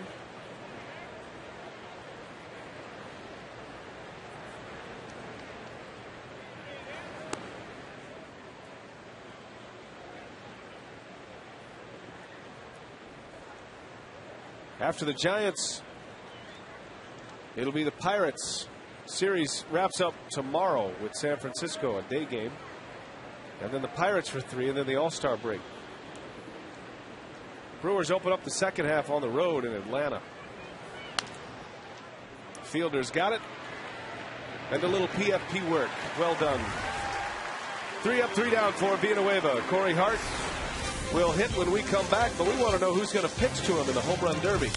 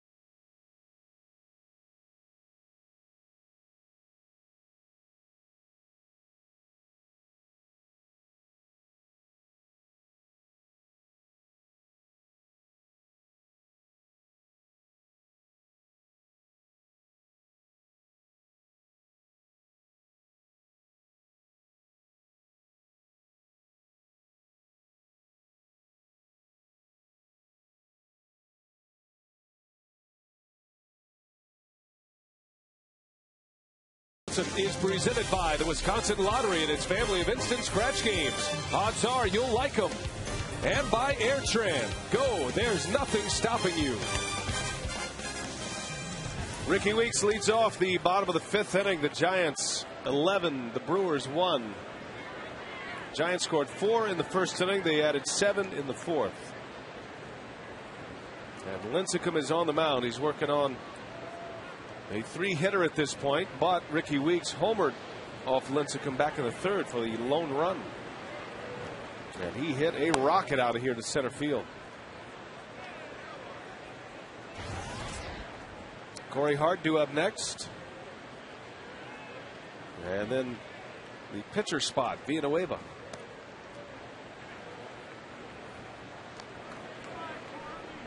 Todd Coffey getting loose, which would tell you Villanueva will not be hitting for himself in this 5th inning.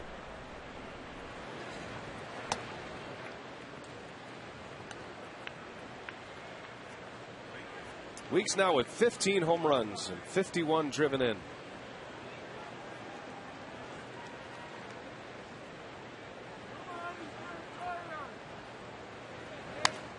Look out over there. Man, oh man, that was a rocket shot.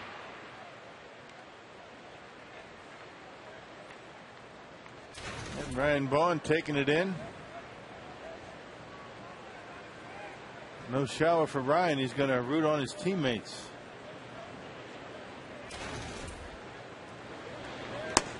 Big cut, and Weeks down on strikes. Well, we wondered who was going to be Corey Hart's pitcher in the home run derby, and here's what he had to say. Sandy Guerrero. He threw to Prince last year. You know, he's one of our hitting coaches in the minor leagues we've had forever, and you know he's pretty comfortable in those kind of situations. So we figured, you know, he might be one of the best bets. Sandy Guerrero, it'll be. Part of the Guerrero brothers in the minor league system for Milwaukee, Sandy and Mike. And it was Sandy who pitched for Fielder last year. You go with the winner. Heck yeah, man. I thought he might ask you for a moment there. Huff runs it down for the second out. I don't think I could handle the pressure. That's a lot of pressure. There's no L screen. Right. Well, tonight's Tavern of the Game winner is Bullwinkle's Pub in Brillion.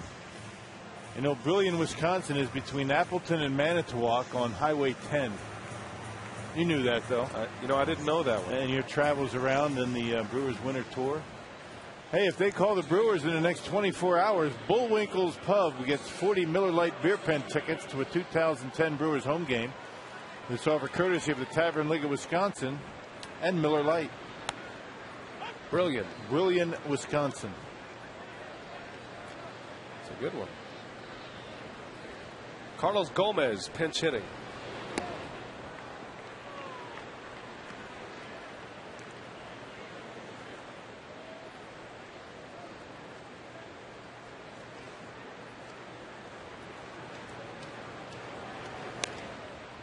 And a little cue shot over to first. 3 up, 3 down for Lincecum. We go to the 6th inning at Miller Park. 11-1 Giants.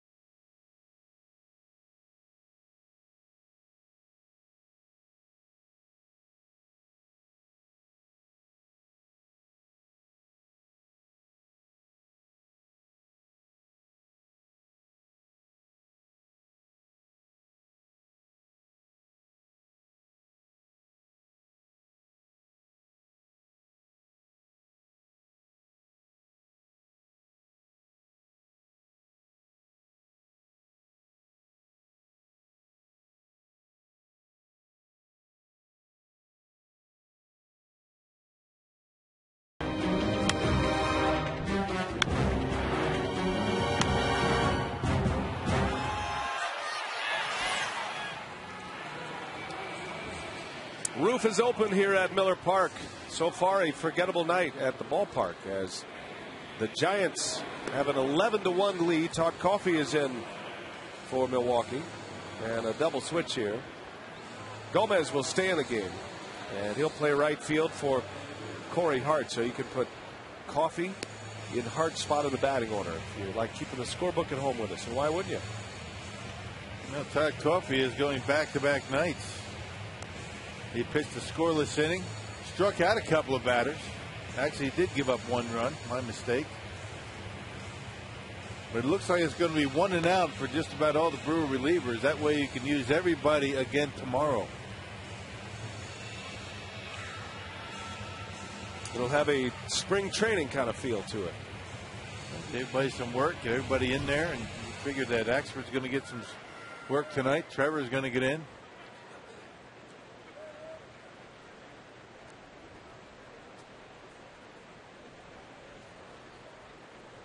All right, Coffey ready to go here. He's got Pat Burrell leading off.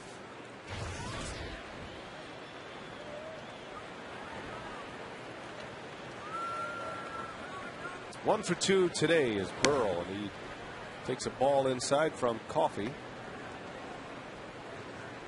A lot of games coming across final here in the last few moments. Billy Wagner picks up the save against his old club, the Phillies, and the Braves won again, beating the Philadelphia Phillies at Citizens Bank Park in Philadelphia.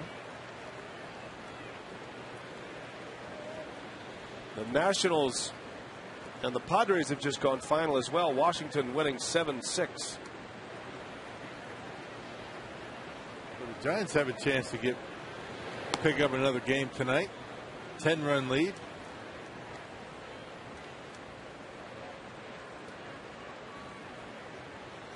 I have a feeling, though, that Philadelphia Phillies club is going to make a run. Yeah, when they get healthy, you think? Yeah. When and if they get healthy. Yeah, that's a big question. Burrell sends one to left. He got jammed, and it's England to make the catch for the out. Hey, Brewers Live is going on the road to celebrate Family Fun in Wisconsin Dells, July 16th through the 18th.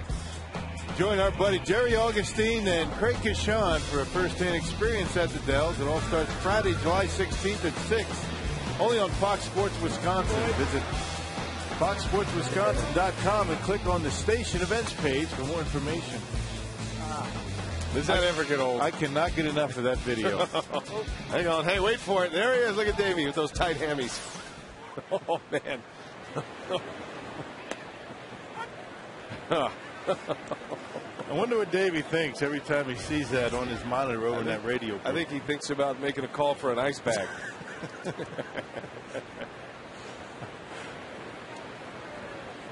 And what we promised we would never show you is the end result of that video.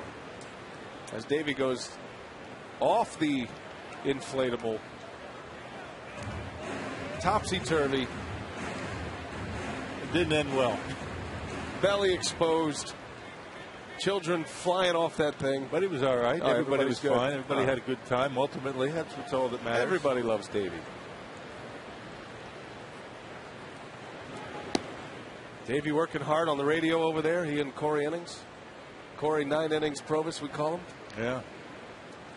His birthday today. How many years you been around here, Rock? 16 as an announcer? 16, partner. It's off the glove of Counsell. And that'll be a base hit. So Posey with his 4th hit. Why do you ask? Well, because last inning, Corey Provis, his image was on the Jumbotron. Like a birthday wish for Corey. I request the organization not do that for me. I don't celebrate birthdays any longer. No. I'm just, I found it surprising that it was up there. And he loved every minute of it. Public knowledge. He loved every minute of it. He was like the Pope. Waving and it was good. Yeah. Happy birthday, Corey. Second-year radio man. And we want to send out our best to Bob Euchre, still recovering at home. He's recovering well. Hopefully we'll get him back on the air soon. So Euchre, at the ballpark, down below, down by the clubhouses, a couple of times last homestand. Miss him around here, really do.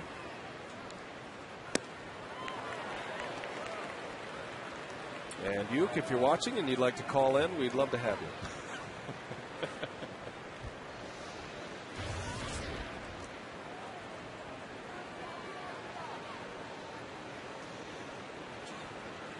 So without Uke here, there's just one Hall of Fame broadcaster in the press box instead of 2. The Giants have John Miller as their radio voice. Yeah. The great John Miller.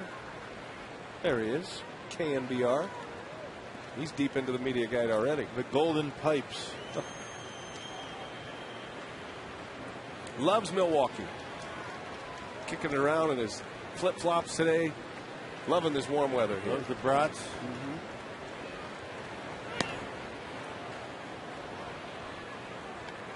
John came up to me earlier today at the batting cage. He said, "At what time do they turn the air conditioner on?" Don't have it here, John.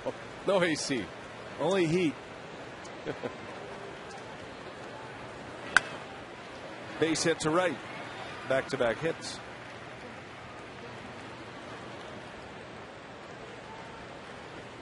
I would say as far as opponent broadcasters, we sync up the best with the Giants broadcasters. Yeah, Krukow and Kuiper. Two of the best of all time. I mean, not just broadcasters, just people. Glenn Kuiper, a Wisconsin native. There's Dwayne Kuiper on the right and Mike Krukow on the left. Yeah, there's Dwayne. They're just two ball players talking. They're great guys. And Dwayne's brother Glenn, right, the broadcaster of the Oakland Athletics.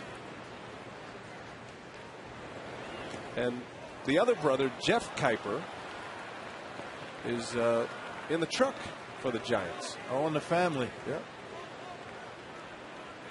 You got Kruk there with a baseball flipping around, and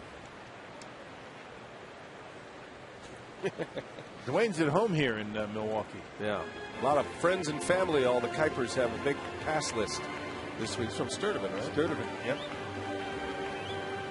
He said they went down to Racine to see everyone earlier in the week. Former big leaguer with the Cleveland Indians, Dwayne Kuiper.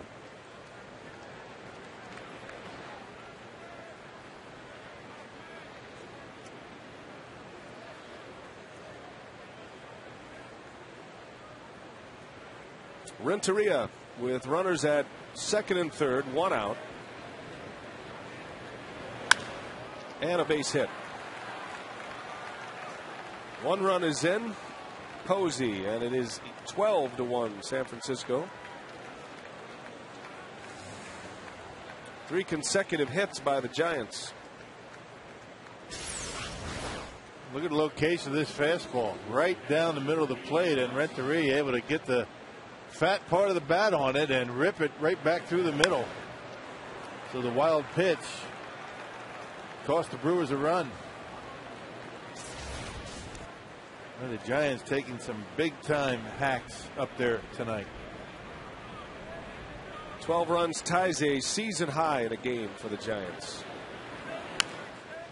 And we are only in the 6th.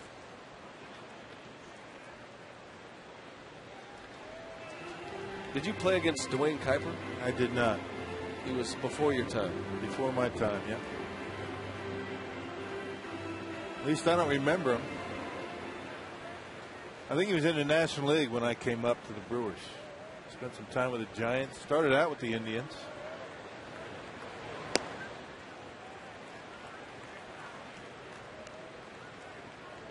And of course, no interleague play back then.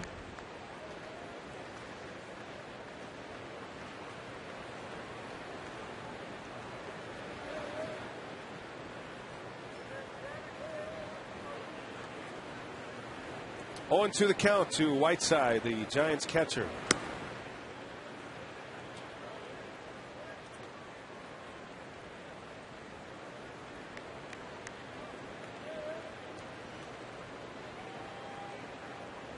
How's your instructional looking tonight? Covering first base. Have a couple of good examples of it tonight. In the same inning. Right. Good play by Ricky to Villanueva and then Prince. That is going to fall for a base hit. Another run is in. It is 13-1 San Francisco, and now they have a season high for runs in a game.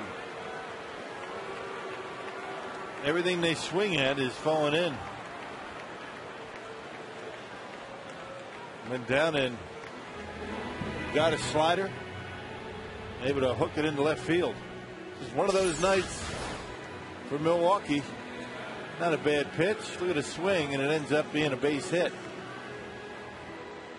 When you're hot, you're hot. Out on the front foot, way out in front. But it really doesn't matter. It's a base hit.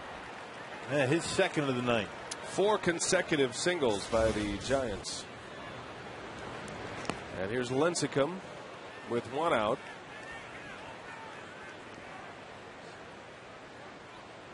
Now, if I'm Tim Lincecum here, in a 13-1 ball game, you're pitching well, you're headed to the All-Star game, I might think about just taking a few pitches. You don't want to tweak anything. Get some hits. You go up there and take pitches. Forget it. Got a hack. Never know. You might get lucky. There's a lot of pitchers getting hurt at the plate this year, including the man on the mound, Todd Coffey. Can't think that way. Go up there and swing hard in case you hit it.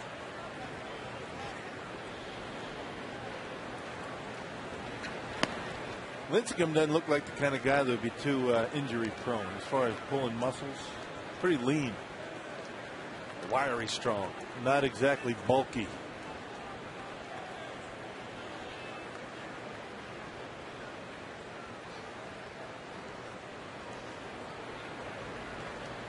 First and second, and Lincecum takes another hack. 2-2.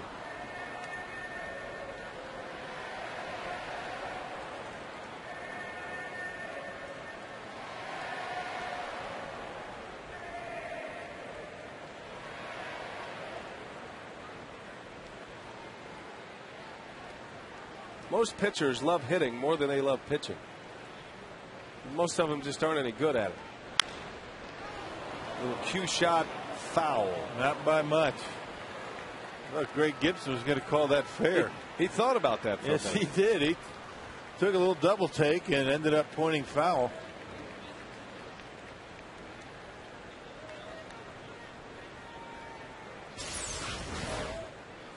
Right off the end of the bat. Similar play in last night's ball game. Down the first base line. Yeah, that was Posey. So 2-2 to Lincecum. Coffey hoping for a ground ball. That's the least he could offer as he takes a called strike 3. He listened to you. I think that hurt his hands, that last swing. He's got some bees working in there off the end of the bat. That's enough of that. That's all I'm saying. Right down the middle. Forget it. 2 outs. They just kind of, act like you were ready to swing at it, track it. Look good taking it. Top of the order, here's Torres.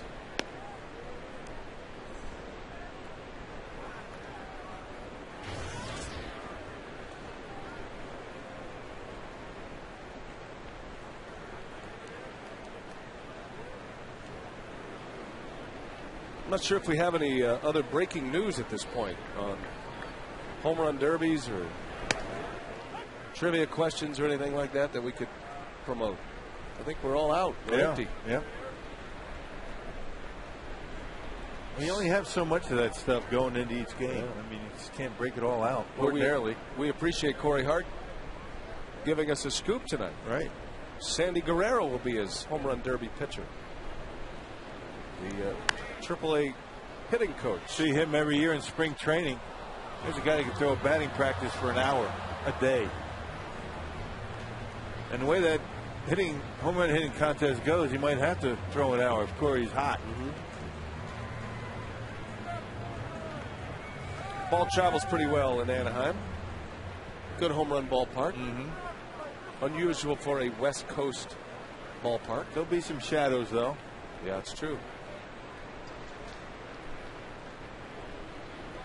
Sandy Guerrero is with Don Money in AAA Nashville. He's the hitting coach, and then his brother Mike is the AA manager for the Brewers. And their dad Epi was a great scout, big time scout, big name in Major League Baseball down in the Dominican Republic. So the Guerrero baseball family, and good for Sandy to get that opportunity on the big stage. Yeah. A lot of pressure. No batting cage. That'll mess up a batting practice pitcher. They do have the L screen though, but there's no cage. There's a catcher. A little bit different than your normal, throwing batting practice.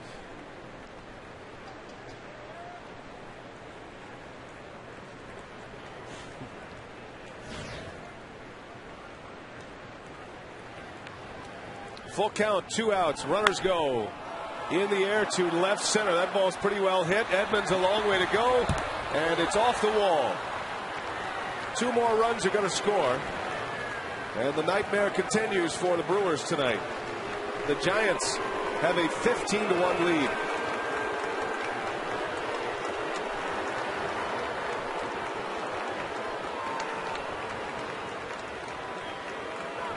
A lot of power from Andres Torres in this series. He's hit some balls a long way. Hit a home run today. That double to the opposite field nearly got out of here to the base of the wall. Wow.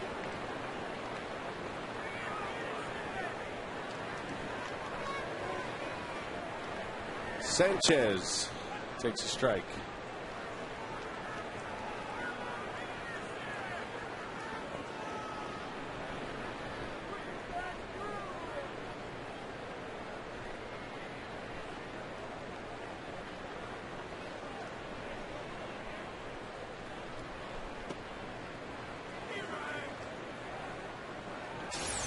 Andres Torres already a home run tonight. Hammers one into the gap. Might let that one travel back into the strike zone and put a good swing on it, and right to the base of the wall. Opposite field for Andres Torres, who's not known for his power at all, more a speed guy. The 15 runs allowed ties a season high. The Twins put 15 on the Brewers back in May. Cameron Lowe gets loose. 2 outs, 2-1 is the count to Sanchez. Giants have had a 4-run inning, a 7-run inning, and they've scored 4 here in the 6th.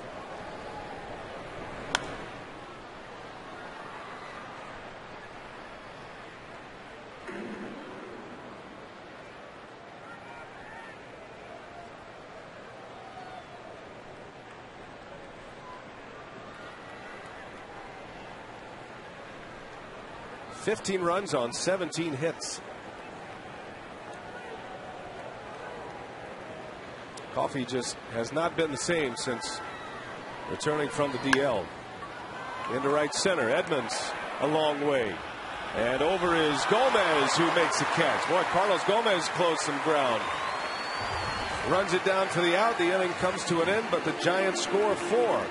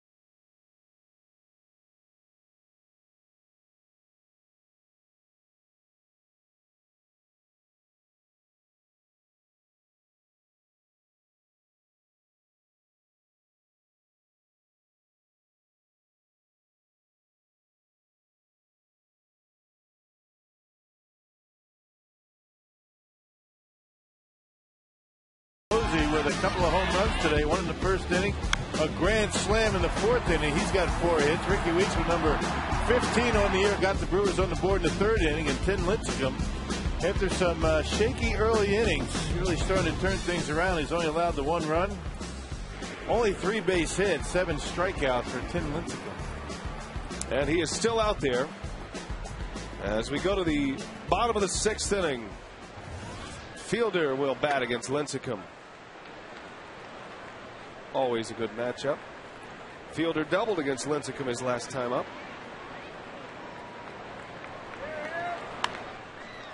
Right to the second baseman Sanchez for the out.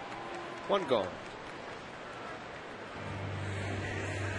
Hey, Brewer fans, get into the game on Fox Sports Wisconsin. Let's talk baseball this season. Submit your question online at carsoup.com/baseball. Tonight's question comes from Jeff and Racine. BA. I like this part. I ask you. I don't think so. You just made that up. Who is the best pitcher in the National League right now? Adam Wainwright. You know who my guy is? Jaime Garcia. On the All-Star voting. I don't think you're. No, you got to go with Ubaldo. Ubaldo or Josh Johnson. Josh Johnson is having some kind of year. Yes, he is. You're right. I'll take Adam Wainwright because we've seen him. He has completely dominated the Brewers in a couple of starts this year. Hard to argue with 14-1 before the break, though. Right.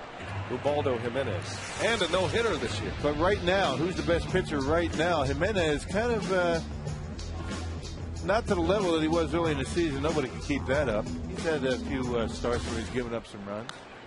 Yeah. Wainwright seems like he's getting better. Let's see. If I had to start a team right now, I'll take Josh Johnson. Okay. I'll take him too. How's that? Okay. I think that'd be a good idea. And I'll trade you Ubaldo Jimenez for Josh Johnson. You can't go wrong with anybody on that list. I mean, we're not even talking about Roy Halladay. He hadn't even been mentioned. Halladay coming off a complete game his last start against the Braves. Just 93 pitches it took him to finish the game.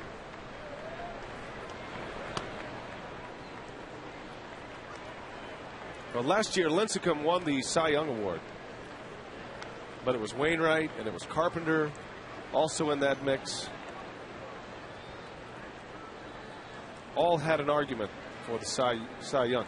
I was actually a little surprised that Lincecum won the Cy Young. I thought it was gonna go to Wainwright, and it might have, if not for the Milwaukee Brewers last year. Yeah. Remember Wainwright going after his 20th win? Yep, they had the lead. The Brewers came back, ended up winning in extra innings. But Lincecum only 15-7 last year, but his ERA 2.48. Led the league in strikeouts, 261.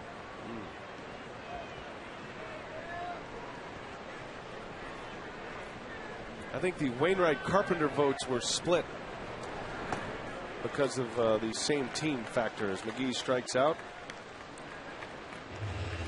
That is 9 strikeouts for Lincecum. Hard to argue with these numbers, though.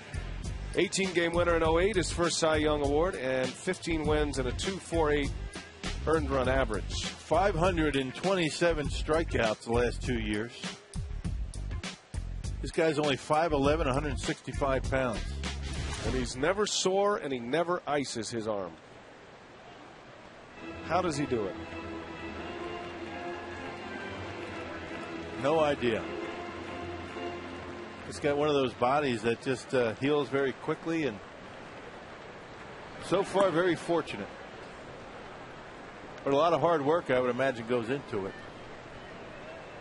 You don't get that good and that resilient by accident.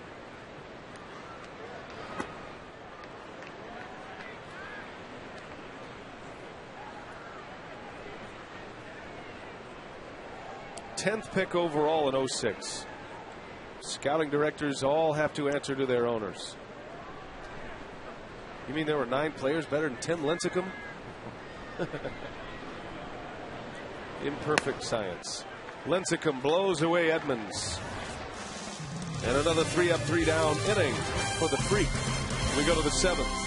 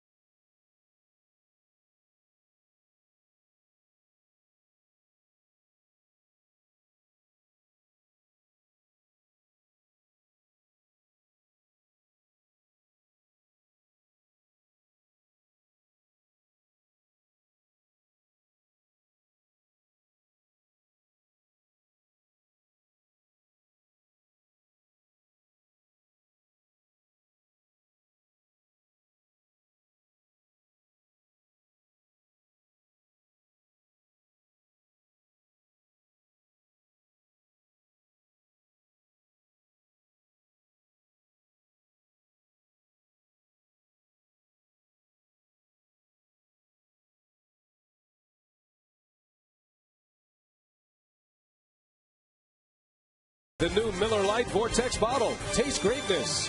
And by Toyota.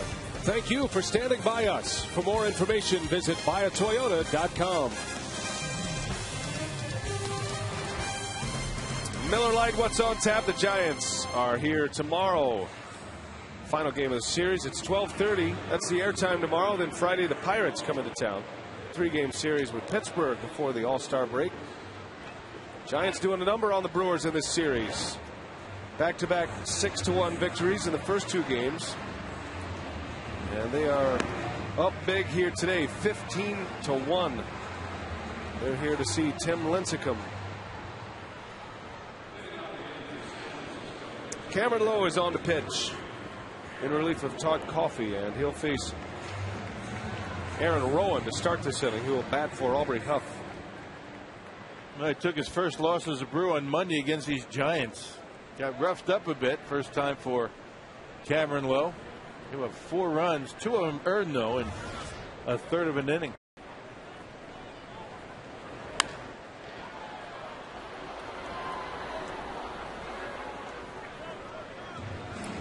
Well, tomorrow it'll be Manny Parra for the Brewers against Barry Zito.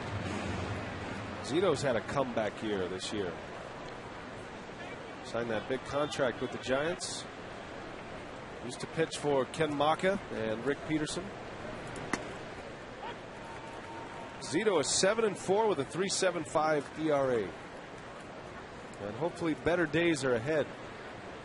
Brewers have hit the skids here on this homestand.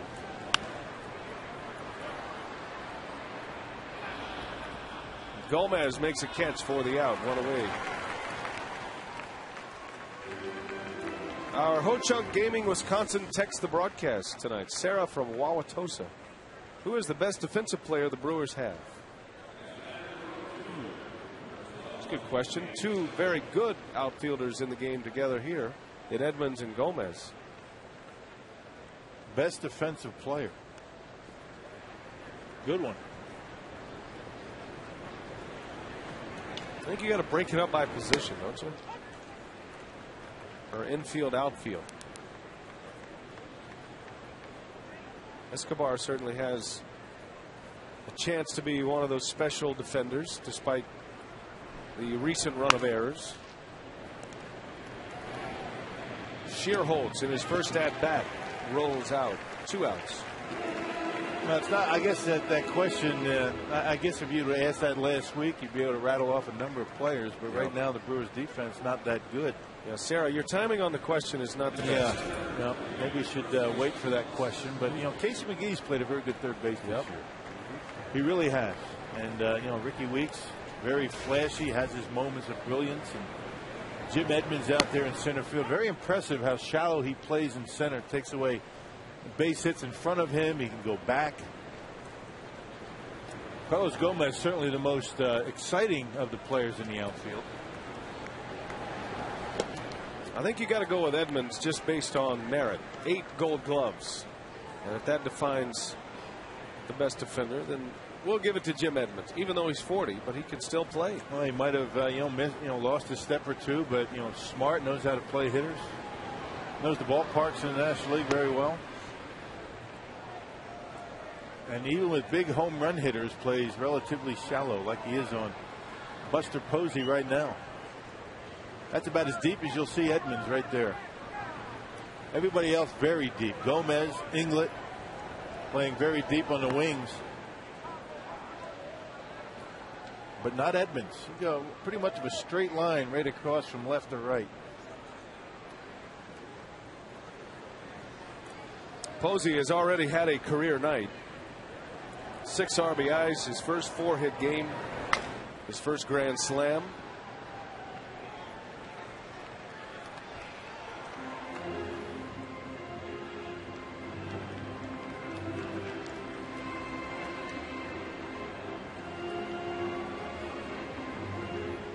Power hitting catcher who is good defensively. A rare combination.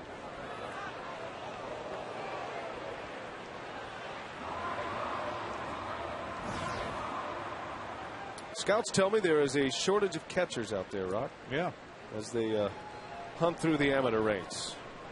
Hard to find young kids that really want to catch. Not a very glamorous position. It's hot. Get dirty. Not an easy position. Everybody wants to be the pitcher, the shortstop, the center fielder. No better position than the man behind the plate. A lot of responsibility, that's for sure. And to me, the safest position with the way these guys can swing the bat these days. Much rather be behind that hitter than in front of him. Especially the pitcher.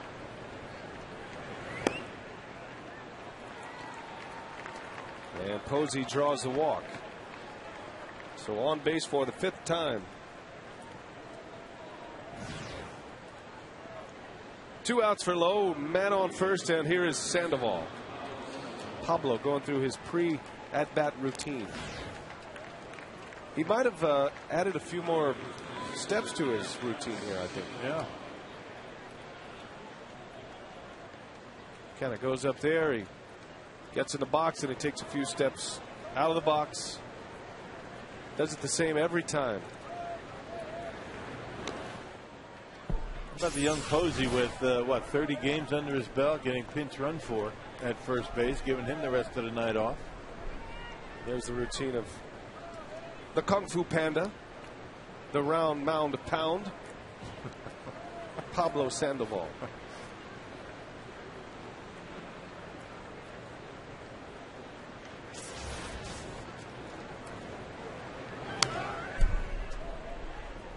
The round mound of pound.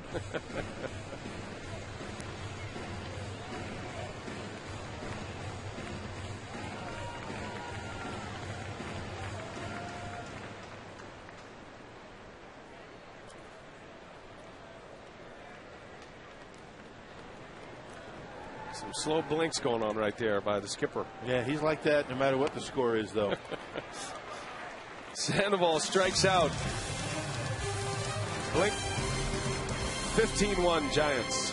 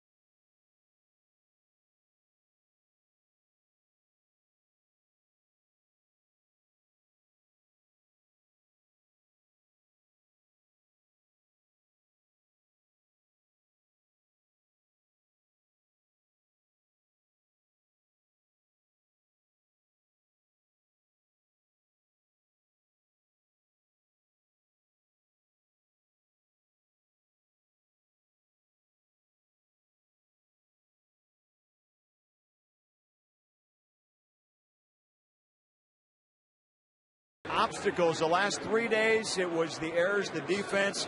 Today, pitching right out of the gates for Chris Narveson. That old nemesis in that first inning couldn't get through. Well, anytime you're facing a pitcher of caliber that Jarwin Lincecum tonight, you have to come out and be strong.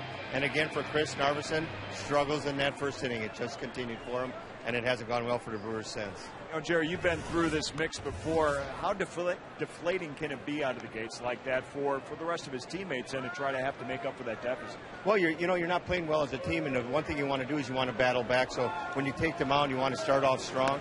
But for Chris Narveson tonight, giving up the 4 runs in the first, especially when you're facing a guy like Lincecum, it's awful tough to come back. All right, of course, we'll have full post-game coverage coming up on Brewers Live, presented by Lincoln Mercury. And we're going to be covering the mound on our instructional during that telecast as well, guys. I'm looking forward to that. You got it all mapped out? You got your first baseman's men, Rock? Oh, yeah. Nice. Ready to go. Cover first. It's all about the angle. As Lucroy bounces one to Renteria. Out number one. Well, Craig Counsell back in the starting lineup. We've seen Willie Randolph spending a lot of time with Alcides Escobar. We had a chance to visit with him before the game. You stay real positive with him because he's doing a pretty good job for us. You know, he's made some careless errors, which we addressed today, staying focused and everything on anticipating every ball being hit to you.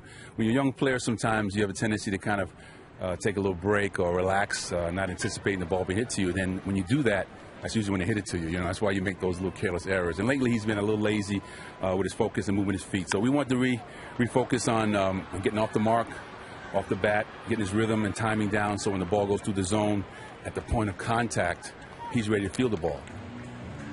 Interesting thoughts from Willie Randolph, who is a terrific infield instructor, and he has Escobar under his wing. And when we hit the air and we say Escobar has the night off tonight, it's pretty clear he has not had the day off at that point. Well, about 3:30 this afternoon, I saw Willie Randolph hitting ground balls to Alcides Escobar, working on jumps. And you know, hitters go into slumps. We talk about that all the time, but there are times when fielders go into slumps. You get the yips.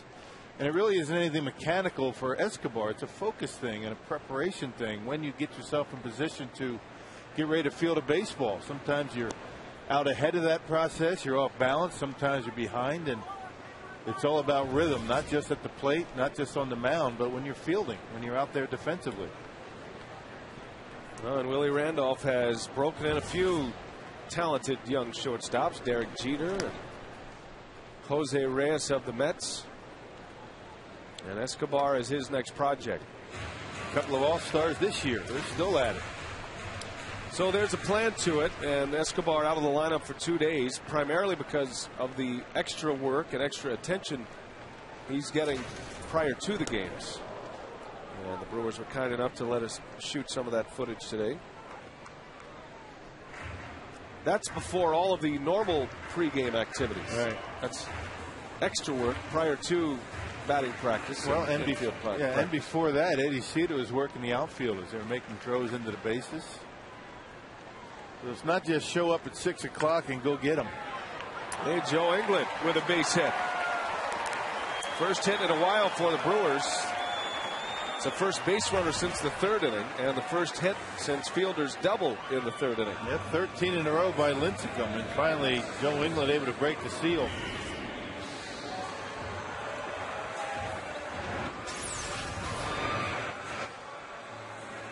Yep, got a fastball and sliced it into left field. England continues to swing the bat well.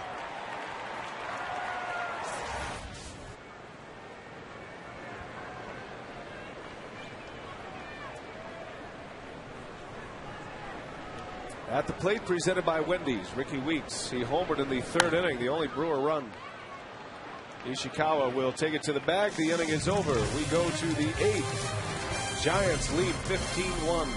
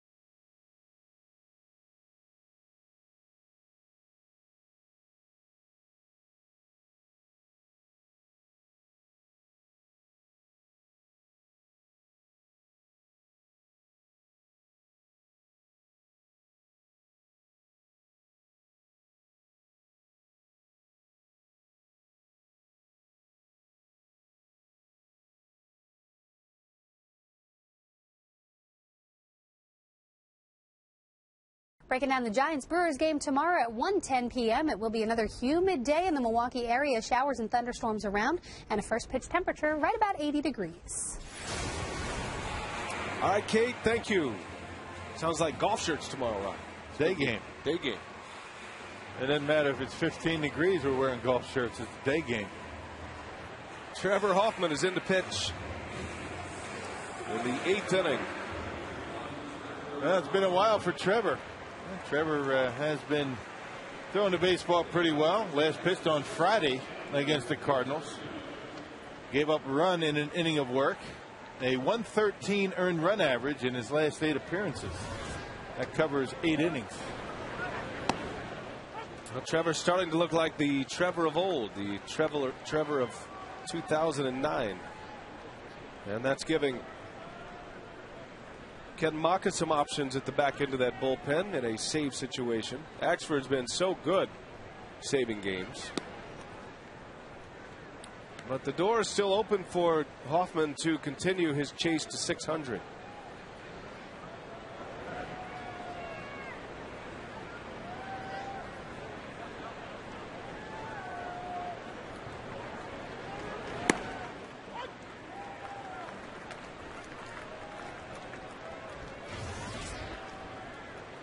Renteria with 3 hits in this game.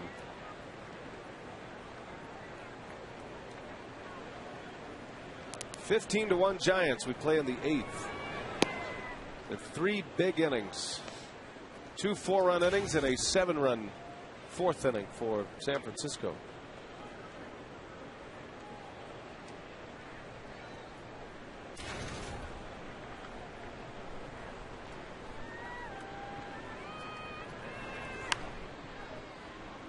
Out to Weeks. I noticed that Jim Edmonds and Carlos Gomez have flip-flopped in the outfield. I think Edmonds saw Gomez making all the catches anyway. He said, you know, why don't you just play center field? I didn't notice that myself. So Gomez is now the center fielder, Edmonds the right fielder.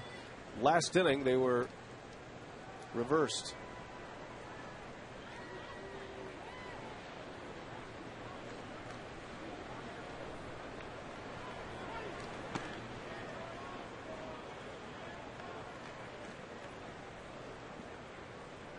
You wonder the career plans for Trevor Hoffman after this season. So effective last year, had a rough start to this season. Little bouncer out to Counsell, 2 outs.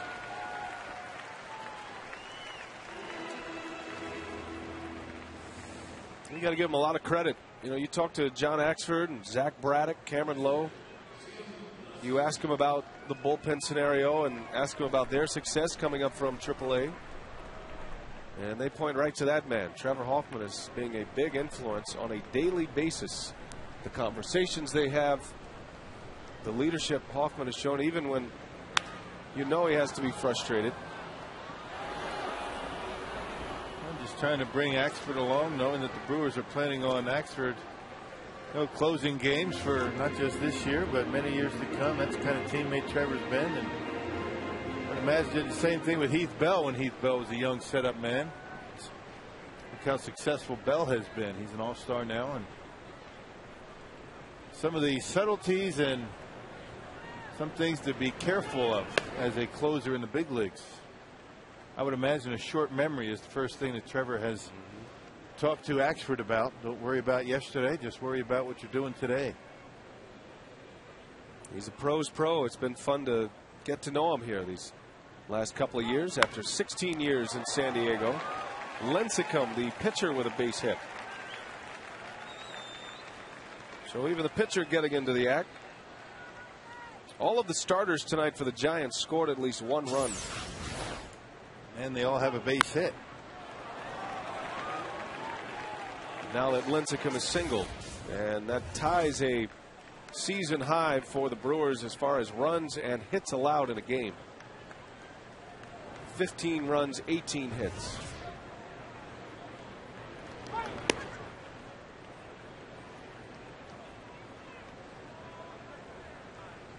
Torres has driven in 3.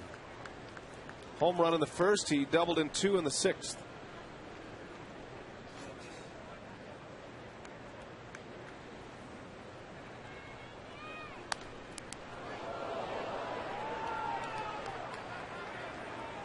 Everybody's okay.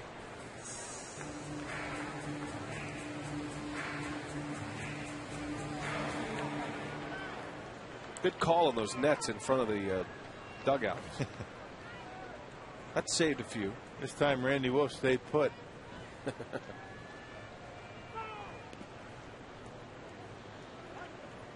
Early in the year, he almost killed himself getting out of the way with one of those. He almost sustained further injury trying to get out of the way.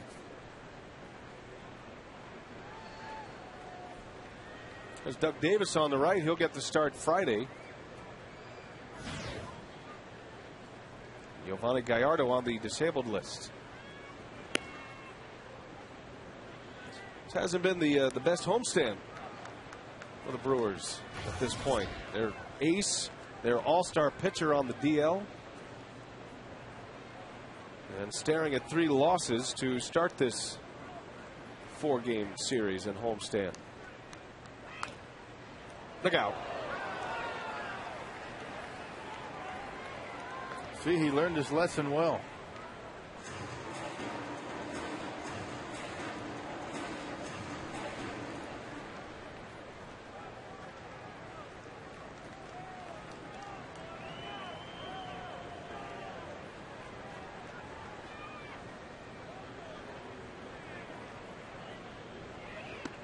And Hoffman walks him. 2 on now for the Giants, and here's Freddie Sanchez. I saw Adam Dunn hit 3 home runs tonight. Yeah. Drove in 5 runs for the Nationals. They beat the Padres again. Adam Dunn's name has bounced around in the rumor mill.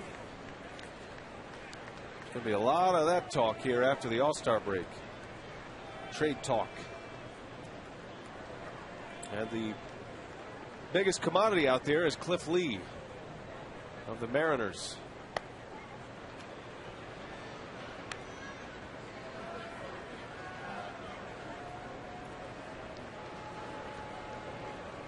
Who will get Cliff Lee? Jack Zarensic must be getting the LeBron James treatment from Major League Baseball general managers. McGee will take it to the bag. Nobody gets LeBron James treatment. Never mind.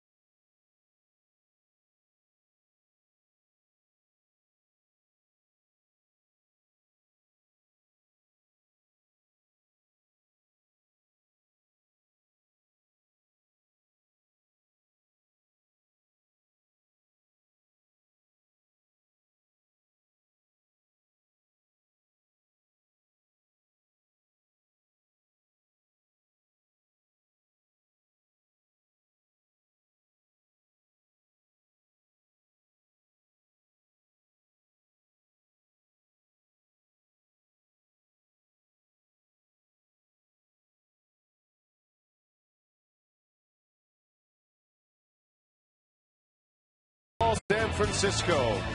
15 runs for the Giants on 18 hits. And 3 big innings. A 4-run first with 3 home runs. Buster Posey hit a grand slam in the 4th inning. And then they added 4 more in the 6th. And Miller Park is almost empty. Crowd of 29,387 announced tonight. Guillermo Mota on the mound, the former Brewer, pitching for the Giants now. And he will face Escobar to lead off. Alcides Escobar will pinch hit. And then Gomez. And then, Rock, interestingly enough, it'll be Prince Fielder. And remember, it was Guillermo Mota who instigated a situation last year with Prince Fielder at Dodger Stadium. Yeah, drilled him in Dodger Stadium. Prince Fielder very upset. They tried to get into that Dodger clubhouse after the ball game, and this will be the first time that the two meet since that altercation. Prince Fielder not very happy about Guillermo Mota drilling him with a pitch. Final numbers on Lincecum. Just eased his way through this one. He gave up just 1 run on a Ricky Weeks home run. He struck out 10 for the 24th time in his career. A 10-plus strikeout performance. 7 innings, just 1 run allowed, and he will go to 9-4.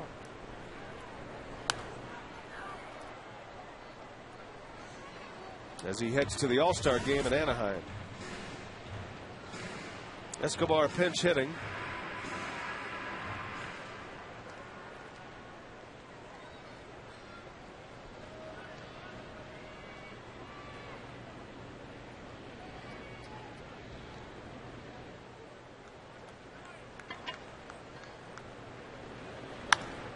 And he serves one to right. Good piece of hitting there by Escobar. That's how you do it.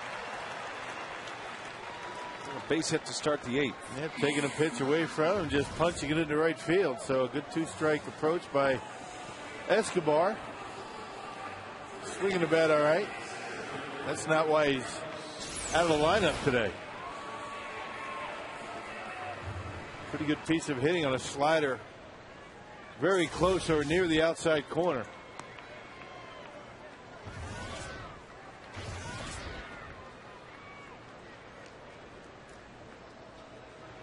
Here's Gomez batting for the 2nd time.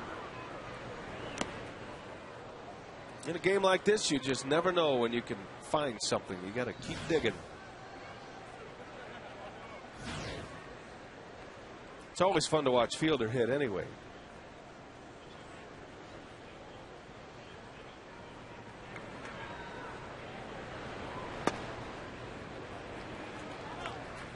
Dig it out of the dirt, as they say. Yeah. You can never give up in that bat. You just can't do it. No matter what the score is, what the situation is, they all count. Get a little confidence going. One day leads to the next. Take a couple of pitches, see the baseball.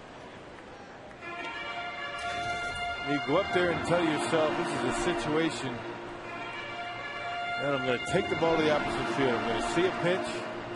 I'm going to get on top of it. I'm going to try and hit a line drive to the shortstop. Or in Gomez's case, I'm going to try and hit a line drive over to Freddie Sanchez at 2nd. Work on something. Get a good feeling about the next day. Gomez likely in there tomorrow with the left-hander Zito on the mound.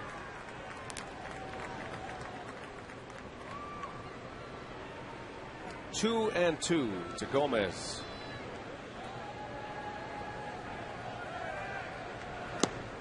And he strikes out. Well, Fielder will bat here against Guillermo Mota. And we take you back to Los Angeles a year ago. This was in August. At the time, the Brewers were down 17-4. It was a game that felt a lot like this. Mota drilled him in the 9th. The game ended pretty quickly after that hit by pitch. And then Fielder, in a rage, went down between the clubhouses and tried to bash his way into the Dodger clubhouse. And he later apologized. Well, I mean, he didn't actually try and get, he didn't actually get to the doors. I think as he got from the Brewer clubhouse over toward, the Dodger clubhouse, I think he realized what he was about to do. His teammates helped him realize this is not a good idea. Right. And turned around. So, he never actually got anywhere close to the clubhouse. Only got into the holding area between clubhouses. Right. Which is where most of the media was gathering before they were let into the clubhouse. So it was all. And there's actually fans in that area, too. Captured on tape. But I think, as upset as Prince was, I mean, if he wanted to get into that clubhouse, he'd have got in there.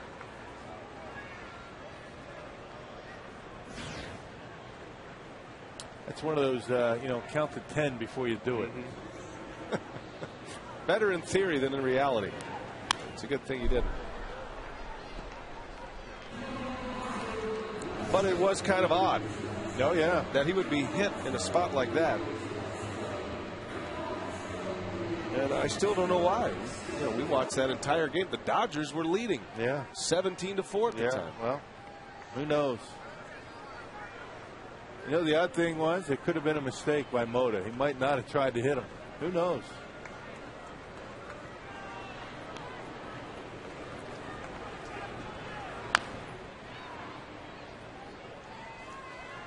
You don't know what bad blood had developed between, or if it actually had developed between Mota and Prince when they were together here with the Brewers, and what their history was before that.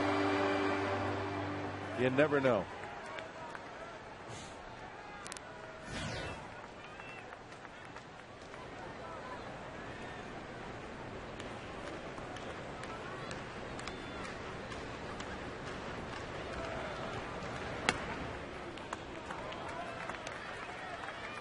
One thing's for sure, we haven't seen Mota try to come inside on Prince. No. Yeah, you wouldn't want to drill him here.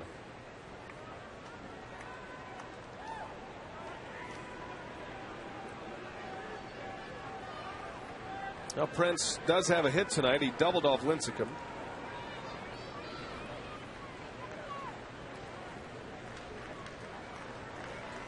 See if he can pick up a run here in the 8th.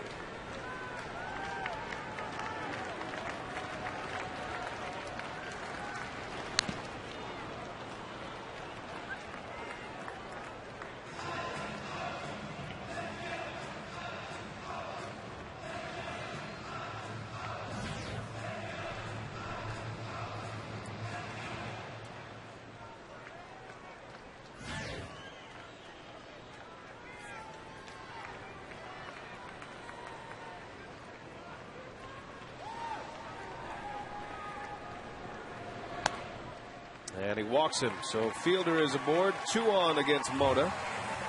Everything away. Went about to try and slip one inside. Didn't want to risk that.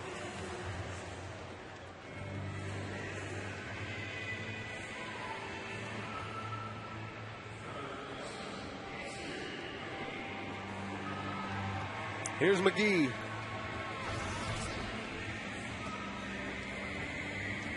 Always with a dirty uniform. Casey McGee even got married on a baseball field. That's a gamer. Yeah. His wife, you mean? Sarah. That's a gamer. She agreed. That's a keeper.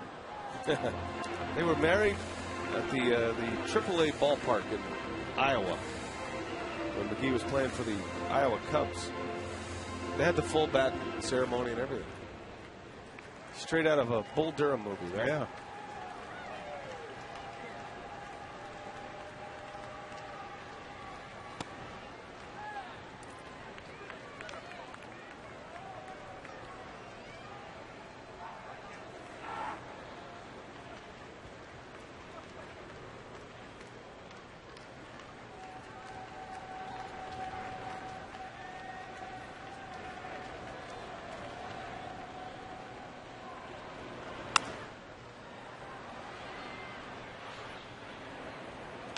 Mota was a Brewer back in 08. the Brewers playoff year. Solomon Torres ended up as the closer for the Brewers that year. Mota, one of his primary setup men at one point. Got a couple of games in that postseason against Philadelphia in '08 as a Brewer. I'll never forget the image of Guillermo Mota in those large snorkel goggles as they were spraying champagne down in the clubhouse.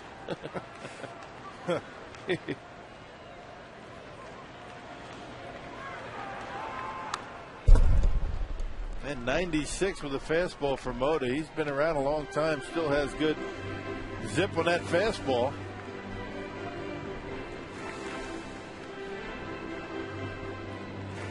I think of Guillermo Mota, I think of the game in Arizona. Remember that 5-0 lead? Mota started the inning. The Brewers never got an out and lost. Man. 9th inning. That's not a good memory. No.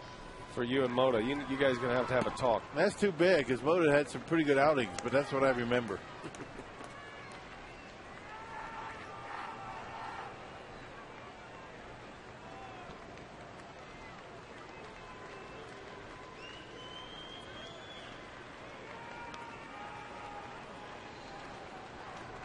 Two, 3-2.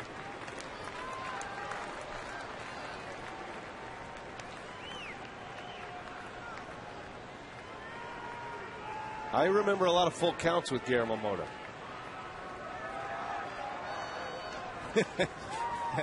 Right.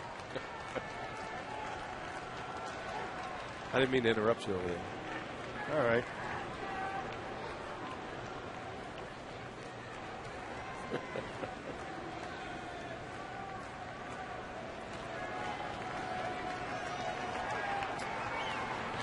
And he walked him. All right, bases loaded here, partner. This happened in yesterday's ball game. Danny Batista came in, walked the first two batters he faced in the ninth. Giants with a huge lead, and Bruce Bochy pulled them. The 6-0 lead at the time.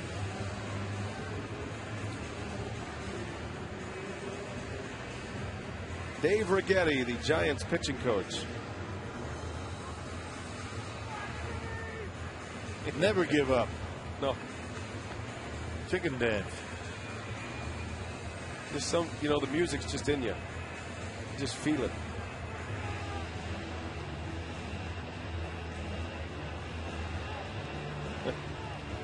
All right, bases loaded. Jim Edmonds. Mota has one out.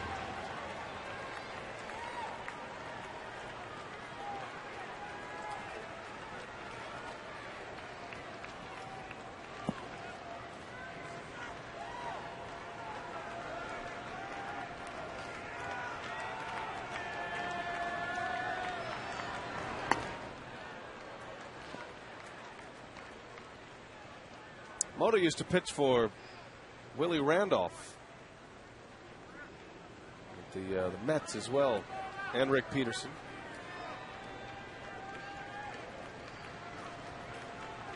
Well connected to the Brewers. There's another strike. He's been an enigma in his career as well. Yeah. With that great fastball. Great fastball and that slider. It's amazing how he gets hit. All about command. That's what it's been. That's what it is for every pitcher.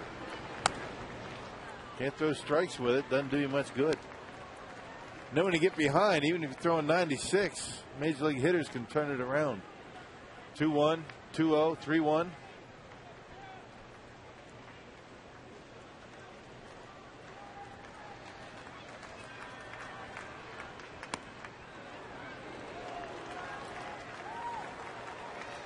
Escobar at third. He singled. Fielder and McGee with walks.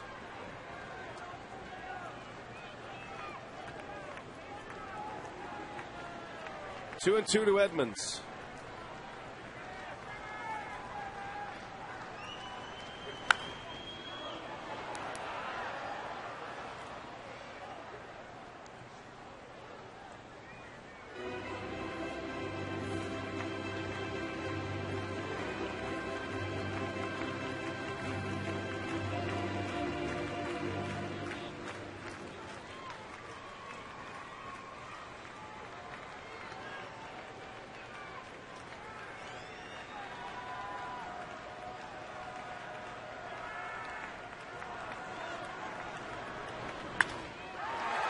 Into right, pretty well hit. Shearholtz will make the catch.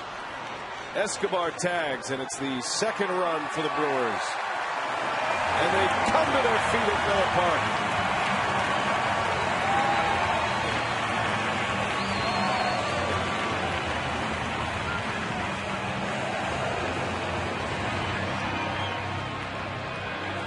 See, rewarded for staying. Sacrifice fly and an RBI. Edmonds picks up his 12th. And 2 outs. Hit it hard. Right at Shearholtz. That's a good hat. That's a rally hat. Yes, it is. Both of them.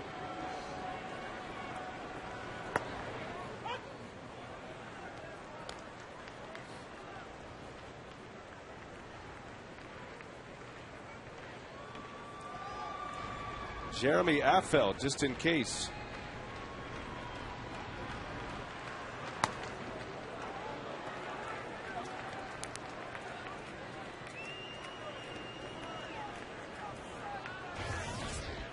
Lucroy 0 for 2 with a walk here tonight. 15-2 Giants.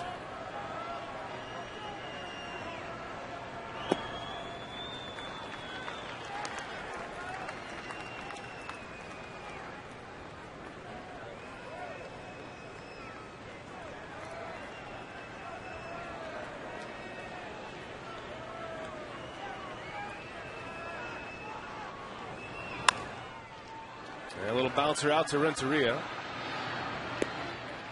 And the inning is over. The Brewers get a run. We are on our way to the 9th.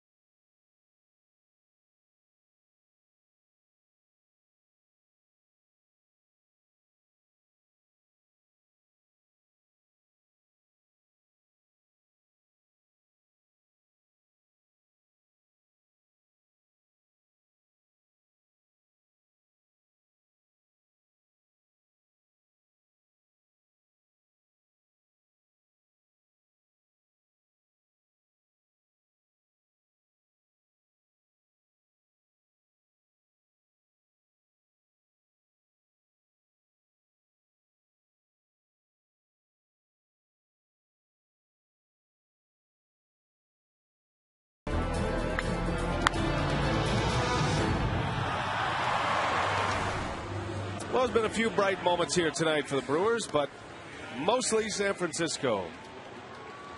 As they lead it 15-2. And how about this, Rock? Alcides Escobar will stay in the game and play right field. Yeah, the 4th different right fielder for the Brewers tonight. So if you stuck around with us, that's something that you might not see very often. You know, you show up tomorrow. Hey, did you see Escobar played right field? No, I missed that. Never turn the game off. Why would you?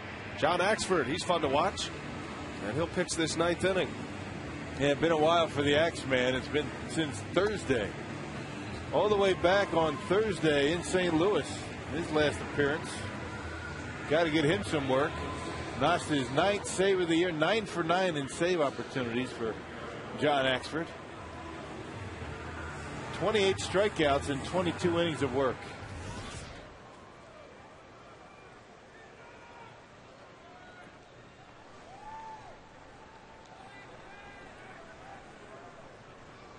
Aaron Rowan will lead off for San Francisco. Second trip to the plate.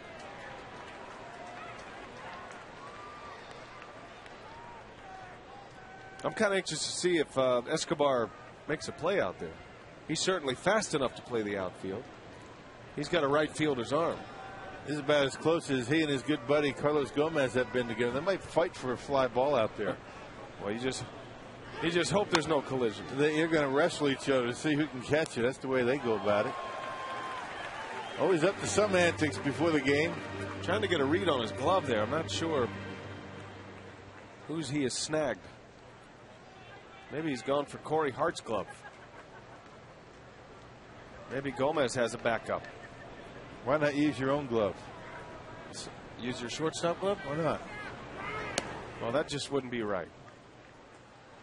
I think he's got Corey's glove. That's a big glove. Ah, looky there. Corey Hart special. He can't hide anything around here. Look at the guys in the truck. Our great camera operator still at it. Fielder will take it himself.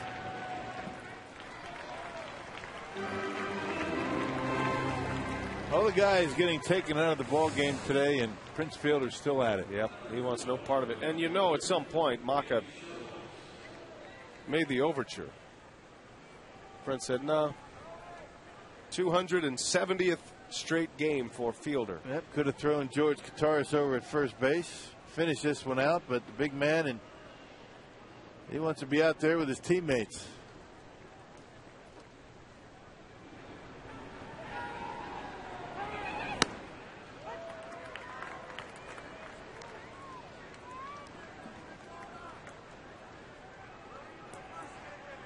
Nate Shearholtz with one away. Come on, Nate, hit one to right field.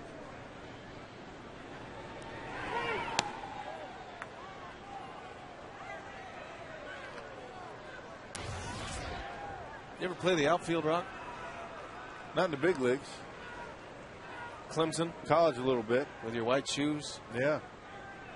Back in the days when I was considered to be relatively quick out on my feet.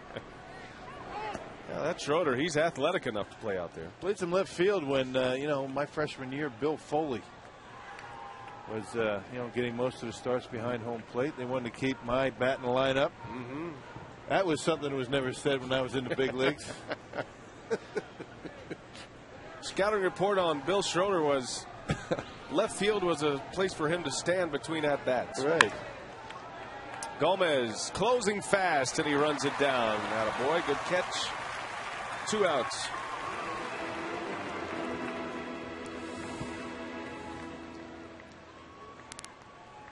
That just designated hitter in the big league, designated hitter, first base, and catcher. That was about it. That's all I could handle. Look at Escobar. Oh, get it, Carlos. You got that. I would have had that.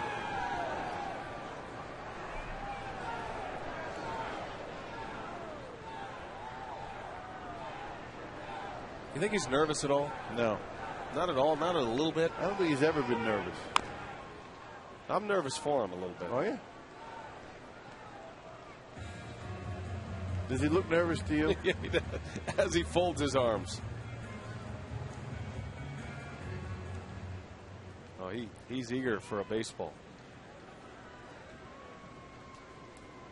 How about Joe? He's had one. Got 2 infielders playing the outfield right now. Weeks scoops it up, and the side retired, and Escobar cannot be found in the 9th inning.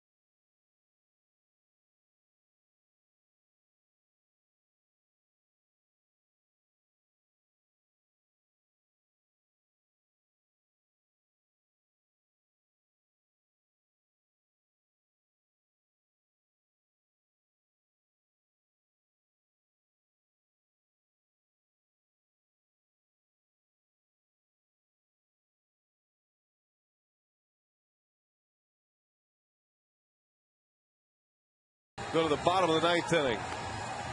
Our Menards player of the game. How about we just give it to the entire San Francisco Giants team? Yeah. 15 runs, 18 hits, 4 homers. Those are all season highs for the Giants. They clean them up in one day. Bruce Bochy's Giants will shave off another game here. They'll go to 5 back of the San Diego Padres, who lost earlier today to the Nationals. Jeremy Affeldt is in for the Giants to pitch this 9th inning. Well, having a little bit of a problem is Jeremy Affeldt, his 32nd appearance this year, a 2-3 record. A big earned run average, one of 2 left-handers out in Bruce Bochy's bullpen. Facing Craig Counsell to start this 9th inning.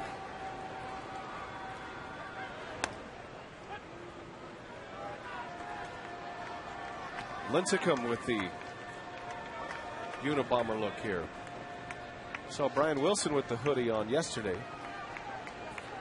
Lincecum on his way to his 9th win. 7 innings, just 1 run.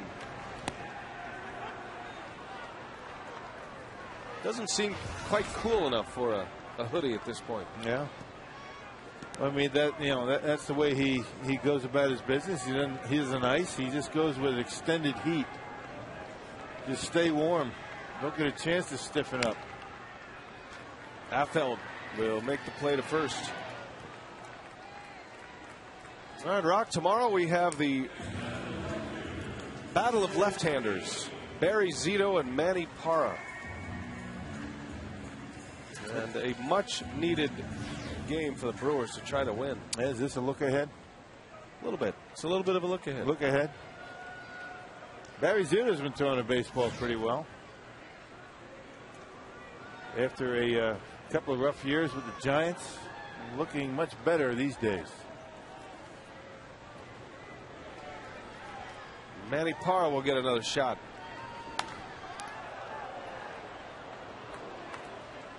Manny was staked to a huge lead his last time out.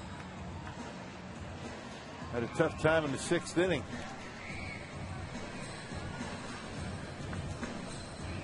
What was that Chris Carpenter game, was it not? Yep, Saturday.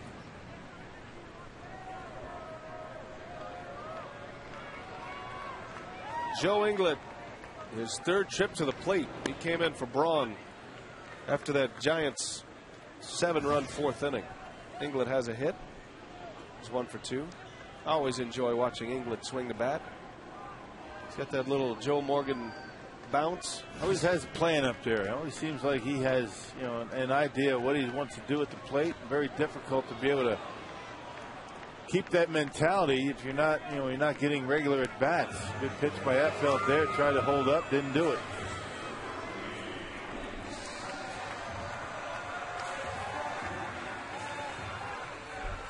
Two outs. Here comes Weeks.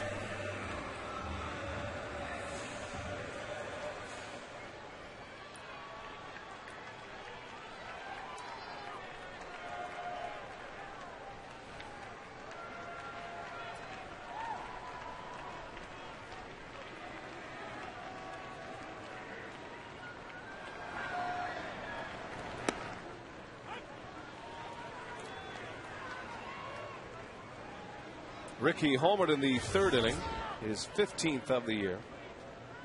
Brewers actually brought the tying run to the plate in that 3rd inning.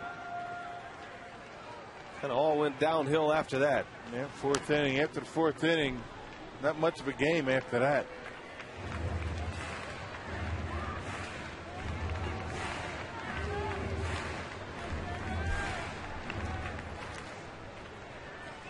Jonathan Sanchez talking there with Lincecum. He has been the Grim Reaper to opposing hitters the last couple of years.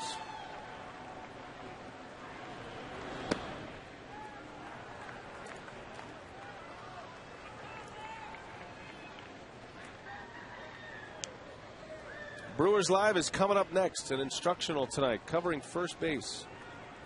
You'll hear from the manager, Ken Maka, who has to be as frustrated as he's been all season at this point. Weeks strikes out. The ball game is over. And the Brewers are anxious to put this one in the rearview mirror. Lincecum, the winner. 9-4 now. 15-2 the final score. Still much more to come. We send it out to Craig Cashon and the Brewers live set in right field. Well, that guy was sure pretty good, Brian and Bill. No doubt about that. Brewers not supplying the offense, of course, but they fell behind early. We'll take a look back. We'll hear from the manager, Ken Maka. And our on-field instructional covering first with Jerry and Bill. No two better guys.